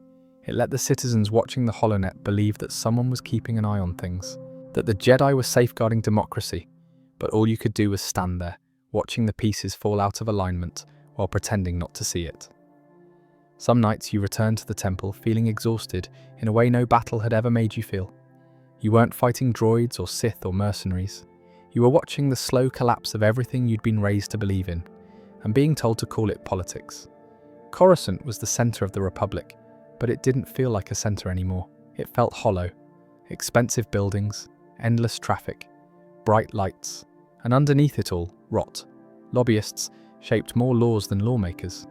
Senators had staffs of 30, but couldn't name the people living in the systems they represented. Trade routes were more important than planetary survival, and the Jedi were right there in the middle of it. The High Council still spoke with conviction. They still believed the Order had a role to play, but the gap between the ideals they taught and the reality you saw was growing too wide to ignore. You began to question whether neutrality was the right path, or just the most convenient one. Because standing aside wasn't the same as standing above it, and after a while, it started to feel like complicity. You stayed neutral, but over time neutrality stopped feeling like wisdom and started feeling like a disguise. You weren't above the politics anymore, you were trapped in it, quietly, subtly, helplessly. The council called it detachment, the senators called it discipline, but you started calling it what it felt like: silence. There were moments you still remember, tiny decisions that didn't seem to matter in the Senate chamber, but that cost real lives on the ground. A supply route blocked by a vote, a refugee bill delayed by procedure, a peacekeeping force withdrawn early after a favour was exchanged in private. And you just stood there. The citizens didn't understand the system, and they didn't need to. All they saw was that the Jedi were present, agreeing and standing tall in their robes. So surely, everything must be in good hands. Surely the Republic wouldn't betray them. But it did. And the Jedi, bound to their vow of neutrality, watched it happen. You began to feel it most clearly when you left Coruscant, sent to negotiate peace, only to find that the planet's funding had been stripped months ago by the same senator who toasted to justice over dinner. You'd see cities collapsing under poverty, while backroom deals bought another skyhook on the capital. You met desperate farmers, starving miners, soldiers without boots, and when they asked why the Republic hadn't helped, what could you say? We're not allowed to interfere. We're here only to observe. You started to hate that word. Neutrality wasn't protecting the peace anymore. It was covering up rot with tradition. Some Jedi believed in the system. They truly did. They argued that the flaws of the Senate didn't mean the Republic itself had failed. But those Jedi didn't spend years stationed in the Outer Rim. They didn't see how whole systems were written off as too unstable to help, how HoloNet coverage carefully avoided showing what really happened after the votes. You saw it. You began to wonder, if silence meant injustice and action meant disobedience, was there a right choice at all? Some Jedi whispered in private, not openly of course, that would have drawn the Council's attention, but in quiet conversations in dark temple corridors, they spoke of how far things had drifted, of their unease with how missions were assigned, of how some Jedi were being sent not to help but to manage optics. There were Jedi who tried to resist in small ways, shifting missions to help locals, bending the code to intervene when needed. But those Jedi were reprimanded, not harshly, but enough to make an example. Remember your place, the Council would say. The Jedi are guardians, not rulers. We do not take sides. Even when it was obvious which side was right, that question stayed with you. It echoed every time you sat in another chamber, watching senators debate aid while the people you just left were dying. It echoed when you were told to leave a planet early because a negotiation might upset a trade partner. It echoed when you watched Jedi speak to senators who didn't even bother pretending to listen. And still, the Council insisted that your role was not to fix the system, only to preserve peace. But what if the system was what was breaking the peace? You began to sense how your presence and your silence was being used. Jedi credibility was a shield, a prop. When the Senate was accused of corruption, they'd point to the temple and say, "The Jedi work with us." When citizens cried out for justice, they'd say, "The Jedi are involved, be patient." And so the Jedi became a comfort blanket for a republic that didn't deserve the comfort. Across the temple, cracks were forming. Some Jedi began distancing themselves from the Council, serving quietly, without much interest in what the Order had to say. And some, like Master Dooku before he left, began openly questioning the entire Republic. That was the part the Council didn't want to admit. It wasn't just the Republic falling apart. It was the Jedi Order too, caught in the middle, unsure what it meant to be Jedi, in a time when truth itself was treated like a transaction. There were missions you stopped volunteering for, worlds you didn't want to visit again, senators you avoided in the halls of Coruscant. You still believed in the Force, you still believed in compassion and peace and justice, but you no longer believed that silence served any of those things. You were raised to be a Jedi, But the Republic you served wasn't the one you'd been taught to believe in, and the Jedi who trained you never told you what to do when doing nothing started to feel like betrayal. It wasn't treason, it wasn't rebellion, it was just a question that never left your mind. If we're sworn to protect the galaxy, but not allowed to speak up when it falls apart, then what are we really protecting? Now, you are still wearing ceremonial robes and giving lectures in temple classrooms. Tomorrow, you would be standing on a Republic warship, surrounded by clone officers waiting for your command. You weren't even sure what to say. You weren't a soldier. You'd never trained to lead armies or draw battle maps. Your last mission had involved negotiating mining rights on a neutral world. Now you were being briefed on battlefield attrition rates. You weren't alone in this. Nearly every Jedi Knight and Master was pressed into service as a general the moment the war began. The Republic had an army now, and the Jedi were expected to lead it. It didn't matter that most of you had been trained to prevent war, not wage it. It didn't matter that most of your experience involved diplomacy, not tactics. You were force-sensitive and respected across the galaxy, and apparently, that was enough. Your first meeting with your clone battalion was surreal. Hundreds of identical faces turned to you, standing at attention, every one of them trained to obey without hesitation. They called you General, like it was a title you'd earned. They looked up to you, even though you had no combat command experience. And yet somehow, they trusted you instantly. It wasn't just their conditioning, it was something deeper, a belief that you were capable, that your connection to the Force made you something more than just another officer. You could feel it when they looked at you. Reverence, faith, like you were a symbol of something larger than war. It was humbling and terrifying. The clones themselves were unlike anything you'd ever seen. Disciplined, sharp, selfless. Within days, they were organizing supply runs, calibrating vehicles, and memorizing enemy terrain.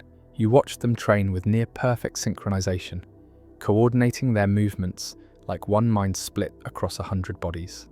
But when they weren't drilling or preparing for deployment, they were human. They laughed, they made jokes, they talked about their brothers like family, even though technically they were all genetically identical. And they talked to you about missions, sure, but also about food preferences, their favorite armor modifications, or the little habits they'd picked up from Jedi generals on other fronts. You hadn't expected that part. You tried to learn fast. You studied tactics during downtime and sat in on strategy briefings with clone commanders. You kept a holopad with Republic fleet protocols in your quarters, but more than anything, you listened. Your clone officers, men like Commander Fail or Captain Oris, had lived and breathed military theory since they were born in the tubes on Camino. They didn't treat you like a fool for asking questions. In fact, they appreciated when you did. And so you leaned on their experience, asked for their advice, and tried not to let your pride get in the way. Even still, the pressure was immense.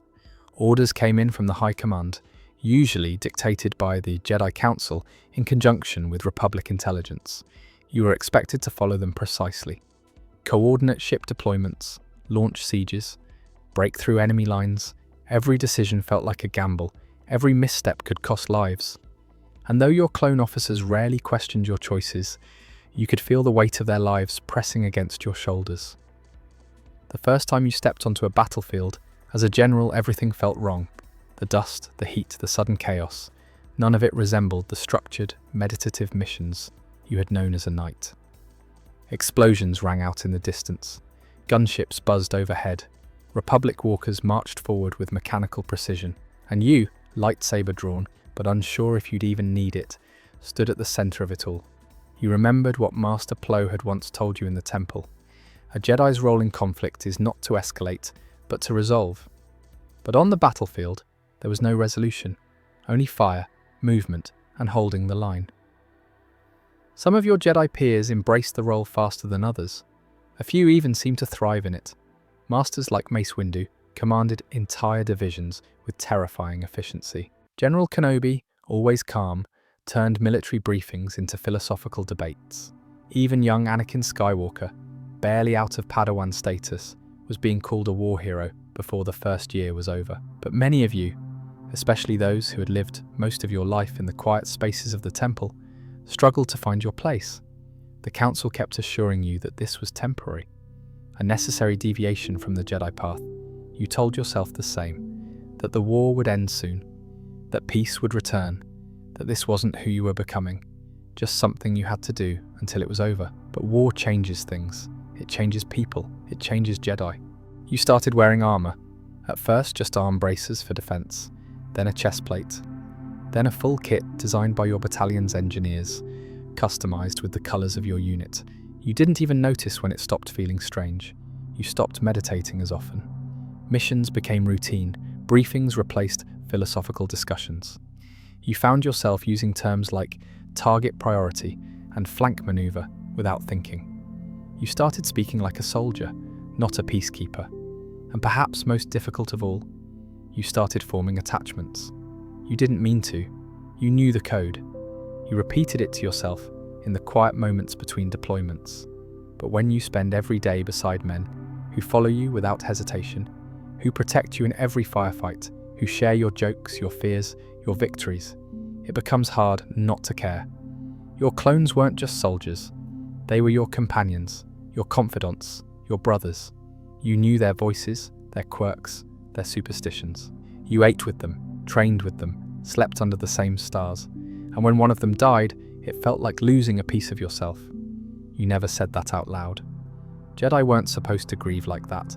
But every time you sent a squad into enemy territory, a small voice in your mind asked if you'd just ordered a friend to die. That was the beginning of the guilt. The worst part wasn't just the deaths, it was how normal it all became. You started analysing lives like statistics. 50% casualty rates felt acceptable on some missions. You stopped flinching when you said the words, "Hold that line," even though you knew what they really meant. You told yourself it was for the greater good. That's what the Council wanted you to believe. That's what they told themselves too. It wore you down in ways you didn't expect, not all at once. Not like a breakdown or some dramatic turning point, but slowly. 1,000 small cuts. A clone who joked with you one day, then never returned. A trooper who followed your every order, only to vanish in an explosion you ordered them toward. You learned to keep your face still, your voice steady, but inside you started to fracture. Sometimes you tried to push back. You'd argue for a safer route, more reinforcements, a delay, and sometimes you got it. Other times, you were told the Republic couldn't wait. There were too many fronts, too few Jedi. You had to make it work with what you had. And when things went wrong, the burden wasn't shared. It landed on your conscience alone. You weren't the only one struggling. You saw it in others, even those who seemed untouchable.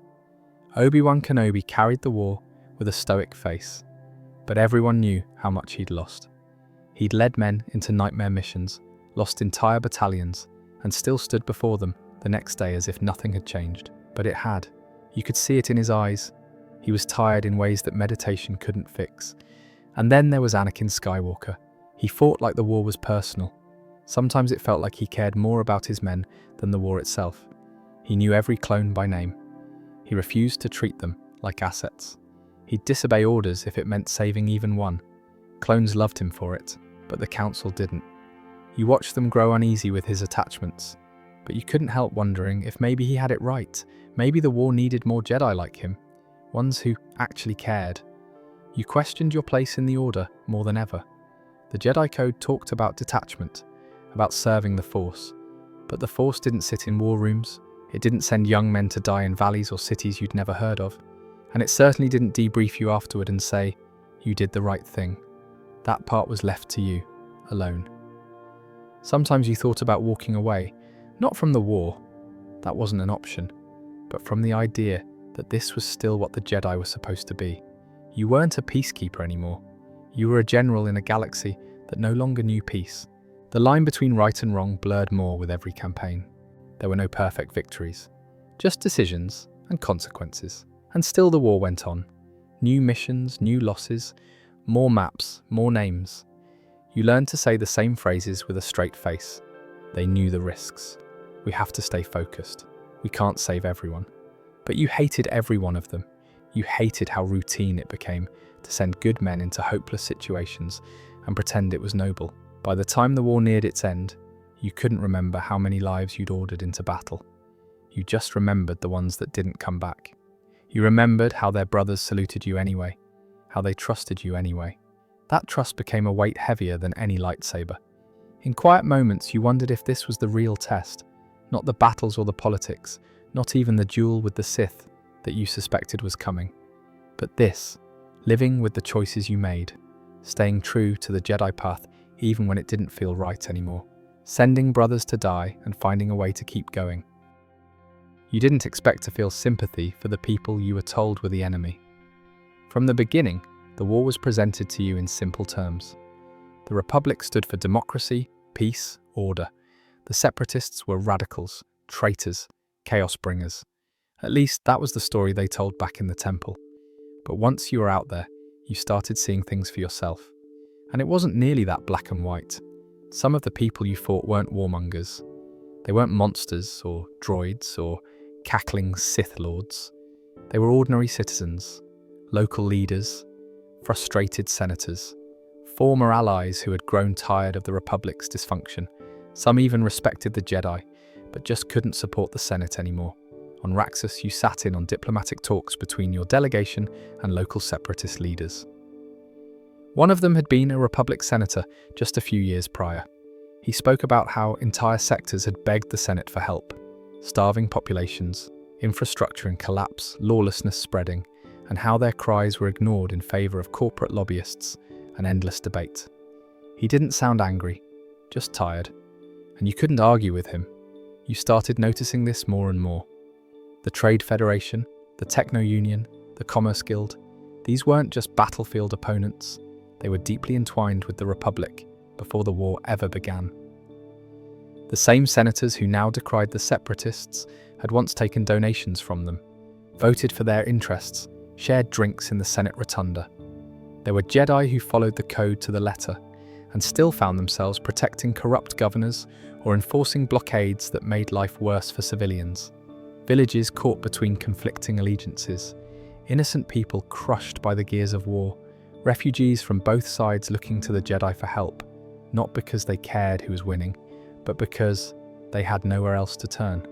And somewhere along the way, you realised, not everyone on the other side was wrong, not every separatist was evil. Some of them made sense, some of them reminded you of yourself. You had a friend in the Order, another knight, older than you, with a habit of asking questions the Council didn't like. He once told you that the war was just the Republic arguing with itself at gunpoint. At the time, you brushed it off. But after years of fighting, you started to see what he meant. So many of the people you fought used to be part of the Republic, and many of them still believed in what it stood for. They just didn't believe it could fix itself anymore. Even among the Jedi, the divide wasn't always clear. Some masters twisted the code to justify cruelty, others bent the rules to protect the helpless, and a few didn't seem to care at all, treating the war like a grand strategy game, where clones and civilians were just pieces on the board. You'd seen Jedi who led from the front with compassion, and Jedi who gave orders from orbit, never setting foot on the battlefield. The worst moments were the ones where you found yourself understanding the people you were supposed to stop, not agreeing with every method, but seeing their logic, seeing the pain behind their choices.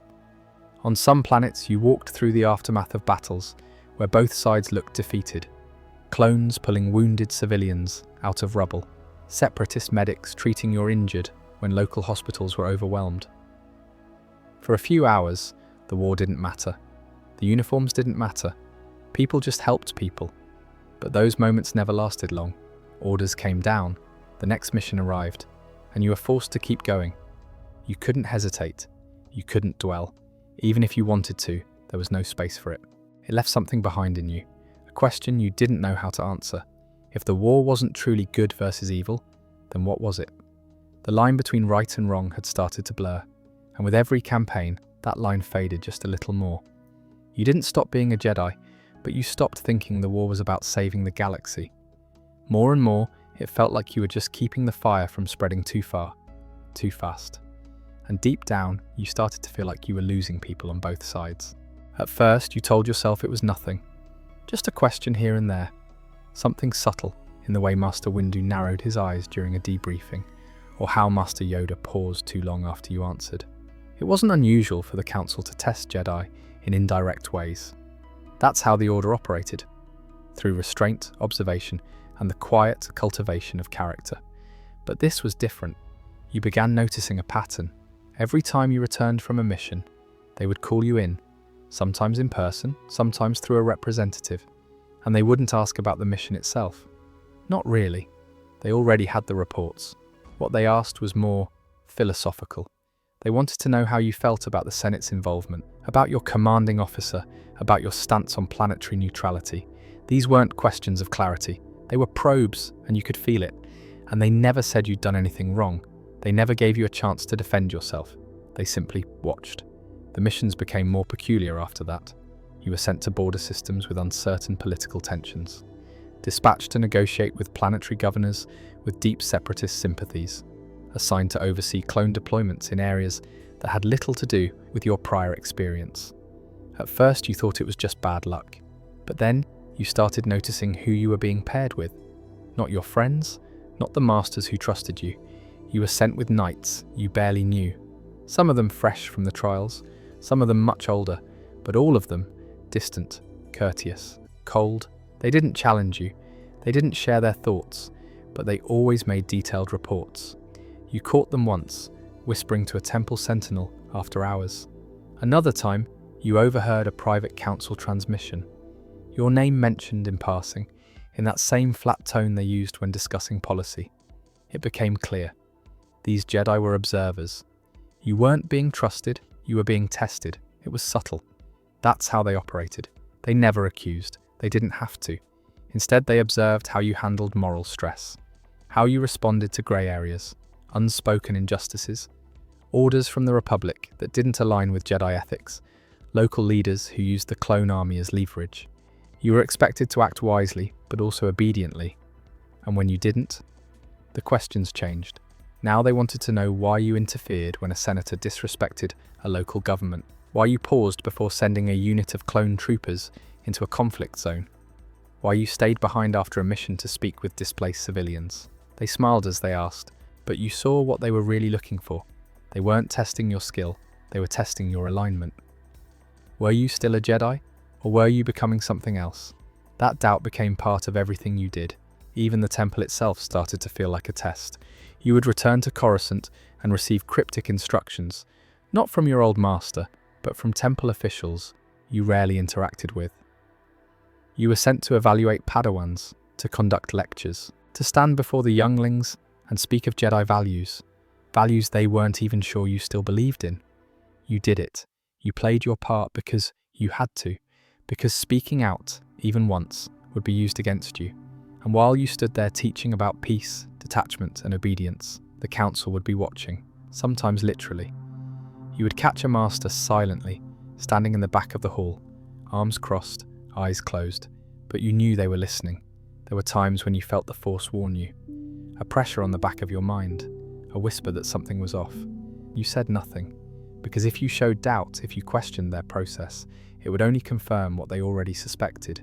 You were being asked to prove your loyalty in every action, but with no clear path forward, no room for error, and no acknowledgement of what you'd already given.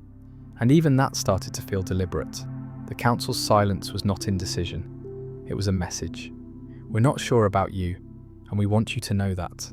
You'd always known the council valued order. They had to, but now you saw just how far that went.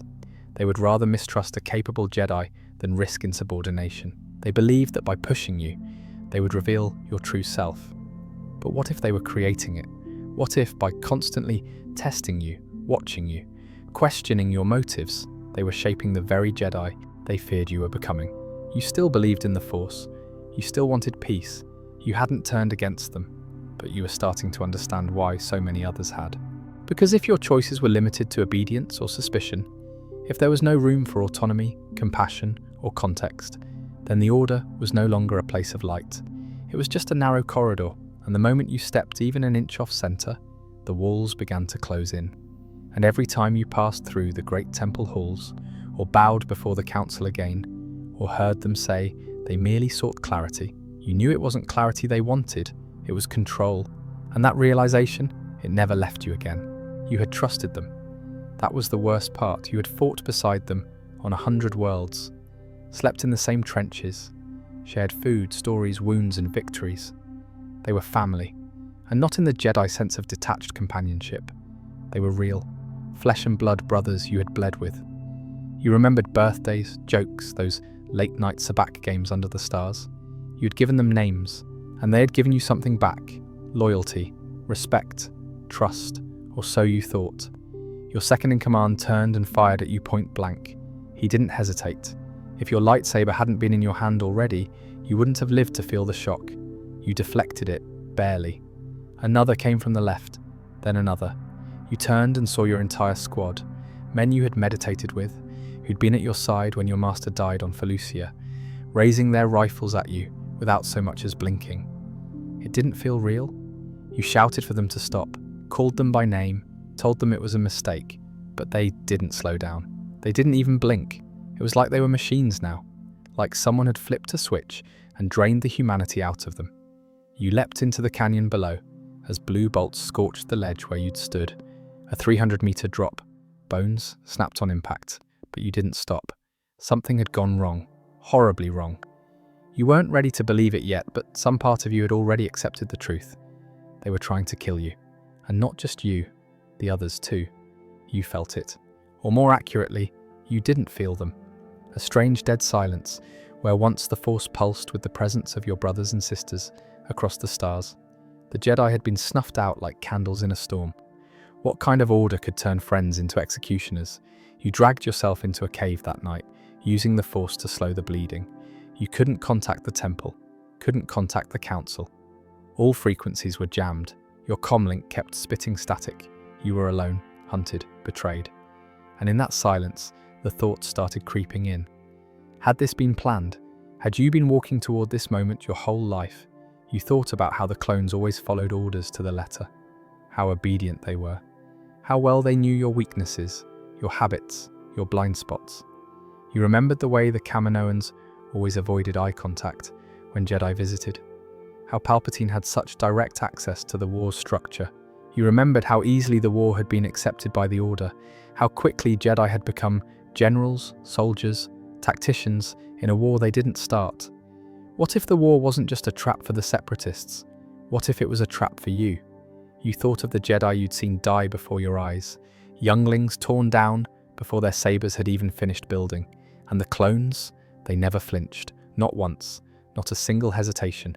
It was cold, clean, clinical, as if they had always been waiting for it. That's when the pieces began to fall into place. This was designed, purposeful. It had been set into motion long before you were even a knight, maybe even before the Clone Wars began. You didn't know the name yet, but you could feel its weight pressing into your bones. It had been embedded into them, into your brothers, like a sleeper virus. And now that it had been triggered, there was no undoing it. You remembered Commander Lan again, how he never questioned you in the field, how he used to help the young troopers in their training. He used to laugh, he used to pray, and then he fired at you without a word. The rest of the night passed in fragments. You climbed a waterfall with one arm, stole food from an abandoned outpost, ducked into a cargo freighter heading to a nearby moon, always moving, always hiding, because you didn't know who you could trust. Civilians might turn you in. The military definitely would. And other Jedi? You had no way to know if they were alive or if their own clones had finished the job. Even the temple, your home, was no longer a place you could return to. A hollow feed from a news probe showed it smouldering like a funeral pyre. The Republic claimed it was the Jedi's fault, that the Order had turned against the Senate, that the Jedi were traitors. You sat on the floor of that freighter, the dim red cargo light flickering over your bloodied robes, and felt a kind of grief that didn't have a name. It was the realization that your entire purpose, your whole life, had been part of a deception. You'd fought to protect the Republic, trained to be its guardian, risked your life for its peace, and the Republic had thrown you away like scrap metal the moment it suited them. And now you were alone, a fugitive, a traitor, being hunted across the galaxy by the very men you once would have given your life to save. And somehow, the most painful part of all is that they didn't even seem to care. Not all clones obeyed the Order blindly though, but by the time you realized that, it was already too late for most of your brothers and sisters in the Order. You didn't learn the whole truth until years later, maybe? That deep in the neural architecture of every clone was an inhibitor chip, surgically implanted during their development on Kamino. A contingency built by the Sith, one that would override free will in an instant. But not every clone was equally affected. Some fought it. You heard rumors of one named Captain Rex, a decorated veteran of the Clone Wars. He'd served alongside Jedi General Anakin Skywalker and his Padawan, Ahsoka Tano. He was loyal, deeply loyal. But when the moment came, when the chip activated and tried to turn him against Ahsoka, something in him resisted. He tried to warn her. He struggled. He cried. That was the part that stayed with you. It was that a clone, born and bred for obedience, had wept in that moment. He didn't want to kill. He never did. And he wasn't the only one. There was Clone Force 99, the Bad Batch. Defective, they were called. Unorthodox. Different. Each one with a genetic mutation that made them unique. But because of that, most of them were unaffected by the chip. When Order 66 came down, they didn't join in the massacre. In fact, they questioned it. One of them, Crosshair, eventually succumbed to the chip's control. But the others, Hunter, Tech, Wrecker, and Echo, broke ranks. They walked away from the Empire. They chose to protect civilians, refugees, even a Force-sensitive child. These stories were the quiet proof that not everything was binary. That loyalty wasn't just something programmed into the clones, it was something earned. And in some cases it was overridden, not by technology, but by conscience. You remembered your own clone battalion, the ones who fired, the ones who didn't hesitate. But you also remembered one, just one, who hesitated. Maybe he lowered his weapon for half a second. Maybe his aim was off on purpose. Maybe he shouted for the others to stand down, only to be silenced by a superior. At the time, you didn't know what to make of it. You thought it was a glitch, a delay, a lucky break. Now you realize it was resistance. That small flickering light of free will trying to burn through the dark. There were Jedi who survived because of clones like that. Some were spared by accident. Others were spared because a clone let them go. You learned of Jedi Masters who were warned in secret, of Padawans who were shoved into escape pods, of temples not completely annihilated because one clone captain refused to give the final order. The records, of course, were erased or buried. The Empire never acknowledged defectors. It was easier to paint the Jedi as traitors and the clones as flawless instruments of justice. But the truth never stayed buried forever. And in your quieter moments, when the galaxy had moved on and you were just another shadow among billions, you found yourself thinking more about those clones than the ones who betrayed you. You wondered what happened to them, the resistors, the ones who couldn't follow through. You heard stories. Some were hunted down. Some lived in hiding, much like you. Some kept their armor and tried to do good in other ways. Some couldn't live with what they'd done, even if they hadn't pulled the trigger. The guilt was there all the same, built in or not. It reminded you, painfully, that the Jedi weren't the only ones who were betrayed. The clones had been betrayed too, lied to, used, conditioned, discarded, and for some of them, that betrayal cut just as deep. You could never look at them the same way again. The ones who had marched beside you, the ones who had called you general and told jokes in the barracks and carved tally marks into their armor after each battle. They were never just machines. And for those who found the courage to break free from their programming, even just for a second, you carried a quiet respect. Now, you were all scattered fragments of the same broken legacy. But that moment, that one clone who hesitated, stayed with you. Because in a galaxy designed for control and fear, even a moment of resistance was a form of hope. You didn't have a destination, just an instinct to run. After the Jedi Temple burned and the Purge swept through the galaxy like wildfire, you disappeared into the shadows of space. You weren't thinking clearly at first. You barely had time to grab your cloak, a ration pack, and your lightsaber. That was it. Everything else, your life, your identity, your purpose, it stayed behind on Coruscant, buried beneath ash and lies. You fled in a stolen ship, or maybe one someone let you take out of pity or belief. You don't even remember anymore. What mattered was getting off the core worlds and vanishing. Out in the outer rim, beyond hyperlanes, where the Empire's grip was still loose, and the holonet wasn't constantly looping the lie that the Jedi had tried to overthrow the Republic. You changed your name, more than once. At first you just shortened it, dropped the surname, or changed a few letters, but eventually even that felt too risky. So, you became nobody, a drifter, a mechanic, a quiet farmhand. You let your hair grow, You stopped wearing your robes, you bought clothes that smelled of oil and rust, and fit like they'd belonged to someone long dead. And your lightsaber, the one thing that still connected you to who you were, it never left your side, but it never saw the light of day. You wrapped it in cloth, tucked it into a sealed container, and hid it in a false compartment of your ship. You knew if anyone saw it, even by accident, they'd report you. Not out of hatred, but fear. People weren't stupid. They knew what happened to those who harbored Jedi. You got used to silence. No more comm chatter, no more briefings, no more voices through the Force, echoing from the minds of your fellow Jedi across the stars. At first it was unbearable, the loneliness, the doubt, the guilt. You meditated to stay grounded, but the stillness became too much. Eventually you stopped. You didn't want to listen to the Force anymore. It only reminded you of everyone who was gone. Still the Force lingered. It never left you, just became quieter, like a faint hum beneath your thoughts. Sometimes it helped, nudged you when danger approached, warned you when to move on, saved your life more than once, and other times it just made things harder. A child crying for help, a dying stranger in need of healing, a conflict you could resolve with a wave of your hand and a whisper of calm, but you couldn't risk it. You weren't a Jedi anymore.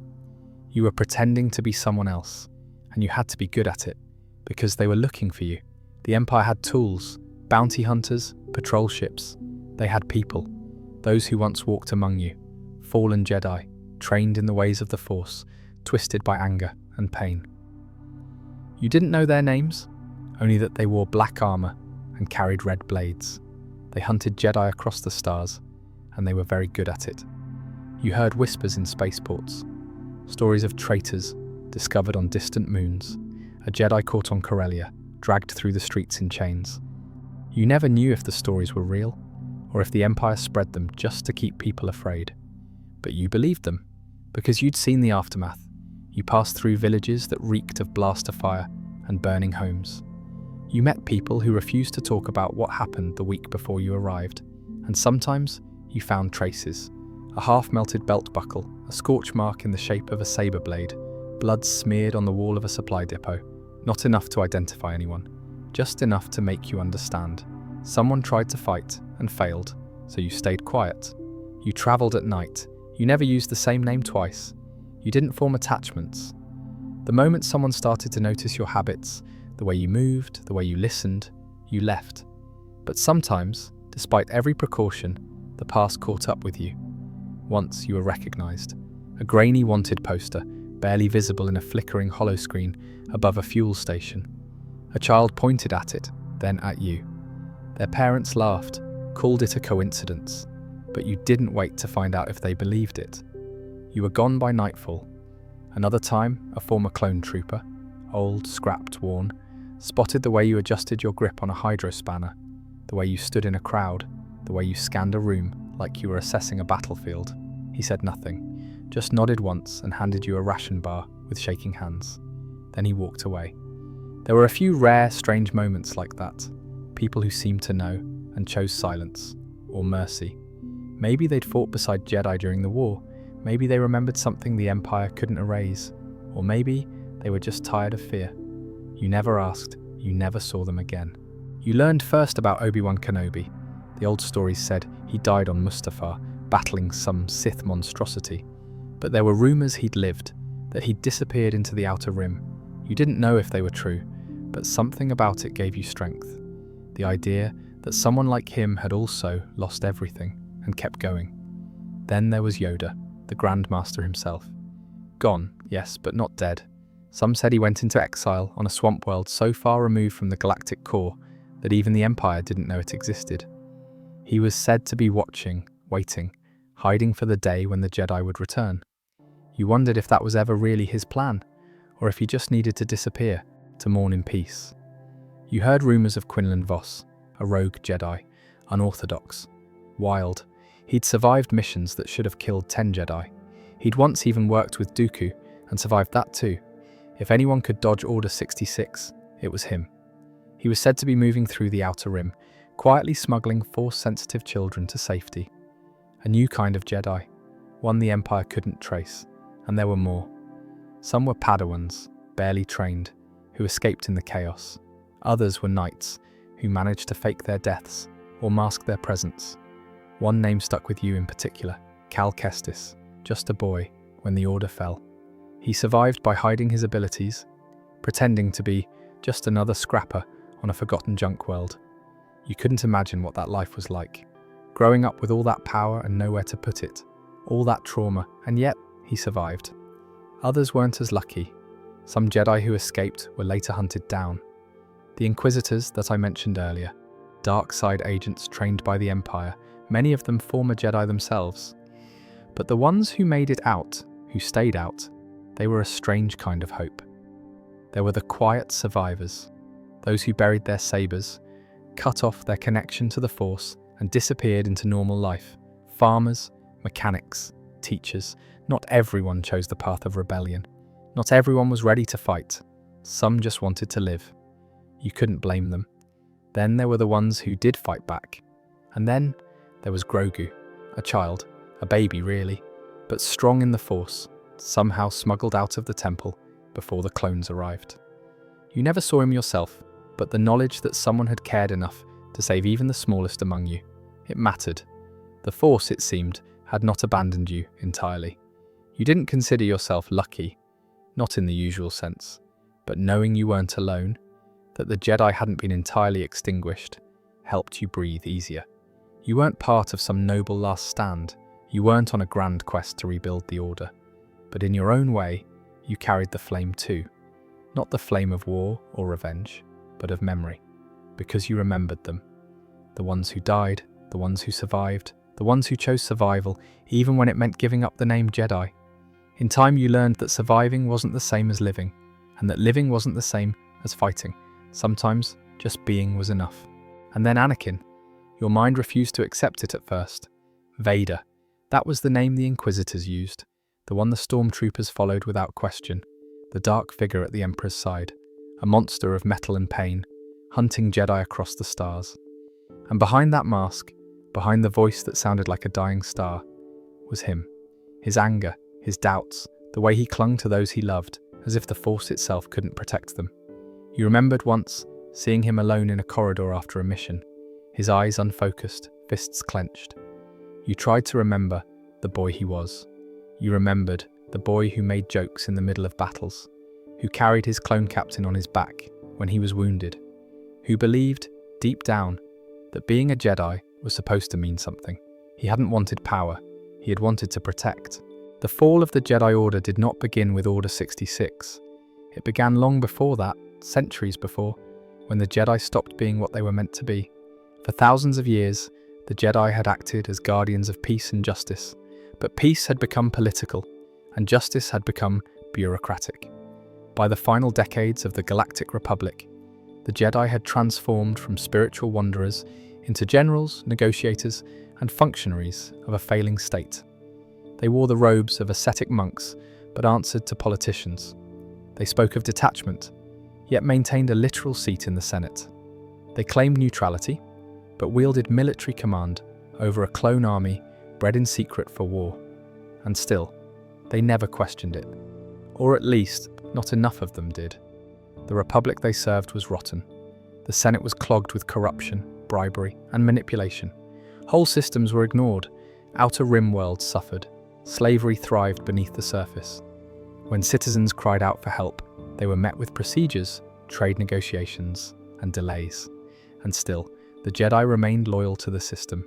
They acted as if preserving the Republic was the same thing as preserving peace, even when those two ideals had drifted miles apart. The Jedi didn't see it, or refused to see it. After all, they were raised from birth within the Order, taken from their families as infants, trained to obey, to suppress emotion, to follow rules that were never questioned. They lived in temples far from the chaos of daily life. Their decisions affected whole star systems, yet many of them had never truly spoken to the people they were supposed to protect. And in that detachment, something dangerous grew. When war came, the Jedi believed they were doing their duty, but the Clone Wars were a trap, a perfect, inescapable trap, manufactured by a Sith Lord hiding in plain sight. Chancellor Palpatine had engineered the entire war, playing both sides like a galactic puppet show, and the Jedi walked straight into it. They became soldiers. They accepted their role as generals in a conflict they did not start. They fought for a republic that had lost its way. They commanded a slave army that had no choice in the matter.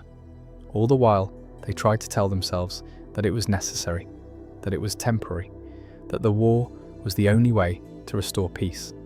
But each day dragged them further from their path, further from the Force. Internally, they were divided.